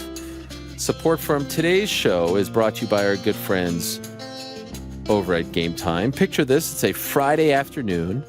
Your weekend's just cleared up, and you might actually be able to catch a live game near you. All you need are some last-minute tickets, which sounds expensive. Well, with Game Time, it doesn't have to be. You can score some insanely good prices on tickets just days or even hours before an event. What's better than that? Game Time guarantees you'll get top-tier deals on upcoming games, concert, comedy shows, or more in your area. For example, let's just say this weekend, GC, what do we have? Any big events on the Game Time app? Oh, man, it depends what you're looking for. A little Gold Cup action at Red Bull Arena. Oh, yeah. A little doubleheader. No Team USA, but Martinique versus Panama, El Salvador versus Costa Rica. I actually just used Game Time app to go to Red Bull Arena this weekend myself. Wow. Yes, took in the Red Bulls versus Atlanta United. Atlanta United got smoked 4-0, unfortunately. Ooh. But, I mean, if we get out of here early enough, Brewers Mets, we want to head over to Citi Field. Your boy 21 Savage and Drake. What? MSG later this month. When? Ticket on Sunday, July 23rd. Tickets on Game Time right now. Or we can wait till September, really make some plans. The Bills at the Jets. Tickets on Game Time right now. You just go to Ariel. Oh, my God. You know yourself. That is incredible. I didn't know about Drake. I might have to hook that up. 21. Why don't you do some for me? It is. Yeah. I got the new book, too. You get the new book? Oh, yeah. Had to. Of course. Anyway, you can snag tickets without the stress with Game Time. Download the Game Time app, create an account, use code Ariel for $20 off your first purchase. Terms apply. Again, create an account and redeem code Ariel for $20 off. Nothing like going to a game, summertime concert, whatever it is. Go check them out. Download Game Time today. Last minute tickets, lowest prices, guaranteed. That's Game Time, gametime.co for more. Thank you so much to them for their support. All right. You heard from GC. There he is. Let us go to him now for a recap of the weekend that was the Parlay Boys continue to roll, don't they? I mean, they just continue to roll. Firstly, just a quick look at the TMZ headline so the viewers can see. So good. So good. I actually checked my Instagram DMs to see if there was anything in there, but nothing. Nothing. He couldn't have come direct to the source. Couldn't have come straight to you. Now that left on scene gets a little bit more nervy, you know? Now we're just waiting for it to come in. But yes, the Parlay Boys. Look at that. Minus 371. Yeah. Win's a win. Win's a win, though. Dog. Win's a win. That's what I keep saying. We need to get to 500. 7 weeks away. Chipping away. The real key is the profit. I just want to be profitable. I think we can get in the green this week. We'll get a dub this week, and we'll be back in. I care more about the 500. The 18 and 25 is like a zit on my forehead. It's ugly. Yeah. Yeah, that's one way to look at it. To my picks, when I was clawing back, I fell right back down. Too many bets. I'm not good enough at this to have this many bets. I mean, just way too much action all across the board. Had a little PFL too. I mean, I just start firing. It's the Danny DeVito Always Sunny meme. I just start firing and I don't stop. We're gonna start limiting 5 bets a week at most. That's the new rule as we try to dig ourselves out of this hole. 1-1 on the parlays. I mean, I never in a million years would have thought Trevor Peake was gonna go to a decision. Yet here we are, down 5 units on the week, man. Got clawed back out like 6 units, fell right back down. We're just kind of playing jump rope with this 20 units down for the year line. Still up 54 all time though. But yeah, we're limiting five bets for the weekend. I've actually already got those bets placed. We'll get into that on Wednesday. And then just before we get out of here, a couple quick big hitters because there were some impressive ones this week, I have to say. Oh, yeah. I heard about this. Are we still putting Patchy Mix in the podcast title? I'm still unclear if we're doing that. Absolutely. Okay. And Zuck. Oh, yeah. and Chael's dog? We doing that? Duker, says he said. Duker. All right, so when I sent out the tweet to ask for big hitters, ask and you shall receive. I said I wanted to see a Dumas by decision, Mariscal by decision, and Topuria by decision parlay, and sure enough, refused to lose too. Cello Mello delivered on that. Plus 101,630, turned 50 cents into $508. Dumas by decision plus 1,000. Mariscal by decision plus 600. Topuria by decision plus 1,100. Unbelievable stuff. Girthstface. I think Ghostface was taken because he goes by Ghostface. So Girthstface. That's like saying 1,000th. Yeah, Girth Saint. Girth Saint Face. Girth Saint Face. I like that. From Hugh Frank. Either way, he cashed big this weekend. Plus 133,000 and then a plus 16,787. He goes Ricci decision, Randy Brown decision, Neil Magny decision, Brendan Allen by finish, David Onama by finish, big underdog play there, and then Ilia Topuria and over 3.5 in that one. That turns $1 into $1,300, and then he does the same thing. Just without the Topuria fight, that one turns $150 into $250. So not a bad weekend for Girth's face. Just a couple more here. Just had to give a shout out. Nick Jump In It and Giggsy G18. They both just nailed Topuria by decision. One got him at plus 1,000, the other plus 1,600. Big discrepancy in that, but both of them cash. Over $1,000 each on the fight. And then last but not least, Hans Spatino. These names never get any easier. Daniel Rodriguez, not the Daniel Rodriguez you're thinking of. E-Rod. Yeah, but Hans Spatino. I mean, with one of these, it's just absolutely absurd. He goes, Red Sox, Rangers, Phillies, Rays, Braves on Friday, and then finishes it on Saturday with Topuria, Allen, Magny, Brown, Ricci, Jenkins, Dumas. That one turns $15 into $5,741. And then he just had the UFC fighters. That turned $20 into $1,500. So shout out to Daniel Rodriguez. Maybe it is D-Rod from UFC. Cashing a couple extra bucks. But either way, shout out to all the big hitters. Great stuff. Shout out to the big hitters. Shout out to you. Shout out to us. Shout out to us. Shout out to the Parlay Boys. I'm losing, but the Parlay Boys stay winning, baby. Minus 371. Thing of beauty. Got a little dicey there. There was a moment in the OAM fight where he got briefly rocked, and I was like, oh, shit, have I done this again? First Brendan, then OAM, but freaking hell, OAM has turned into some kind of finisher. I mean, that's the crazy thing. He was never that guy. He was never that guy in the UFC, and he just has so much confidence. They need to go to Montreal. I don't know what they're waiting for.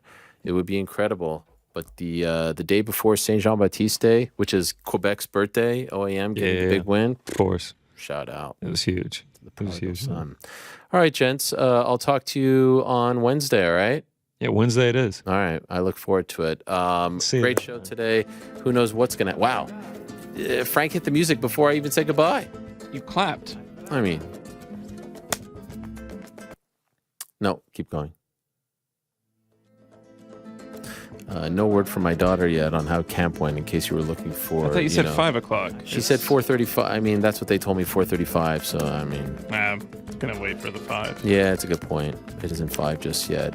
So, again, we will have a show on Wednesday. We'll do On the Nose. We'll make our picks for the weekend. And we're going to answer those questions now. So, stay tuned for that. But you will get that on Wednesday because I'm going to London. If anyone's going to be in London, let me know. I'm going for Money in the Bank. Any early picks, Frank, for Money in the Bank? Yes. And who do you got? I mean, it's the Bloodline Civil War. I mean, this is pretty much the biggest event of all time. Mysterio. Yeah, Frank Mysterio. That's right. That's you. Imagine Frank Mysterio coming down. It's such a great name. It's a beautiful thing. No, I think you're referring to Dominic Mysterio. Yes. Correct. Yeah. He is going to be there, right? Dominic? No, he already has a contract. Mm-hmm. What do you call it in wrestling? Money in the Bank contract? Yeah. Is it a contract or is it a deal? Like, I know they have a special word for everything. I don't know what it's you're not a talking belt, about. it's a title. Oh, yeah. Oh, is that from my Paul Heyman story? Is that what you're referencing? Actually, it was somebody else I know who used to work for WWE. Anyway, it's been a great day. Thank you very much. Thank you very much to Ilia Topuria for stopping by. Congratulations to him. Thank you to his girlfriend as well. What a cameo from her. Thank you to Chael Sonnen and his dog as well. What a cameo from him or her. I'm not sure if it's a boy or a girl. Thank you to Tatiana Suarez and Patchy Mix for a lot of cameos on today's show. And of course, thank you to Brandon Moreno and his sauna. And thank you very much to Randy Brown. Thanks to them. Thanks to all of you. Back on Wednesday. Peace.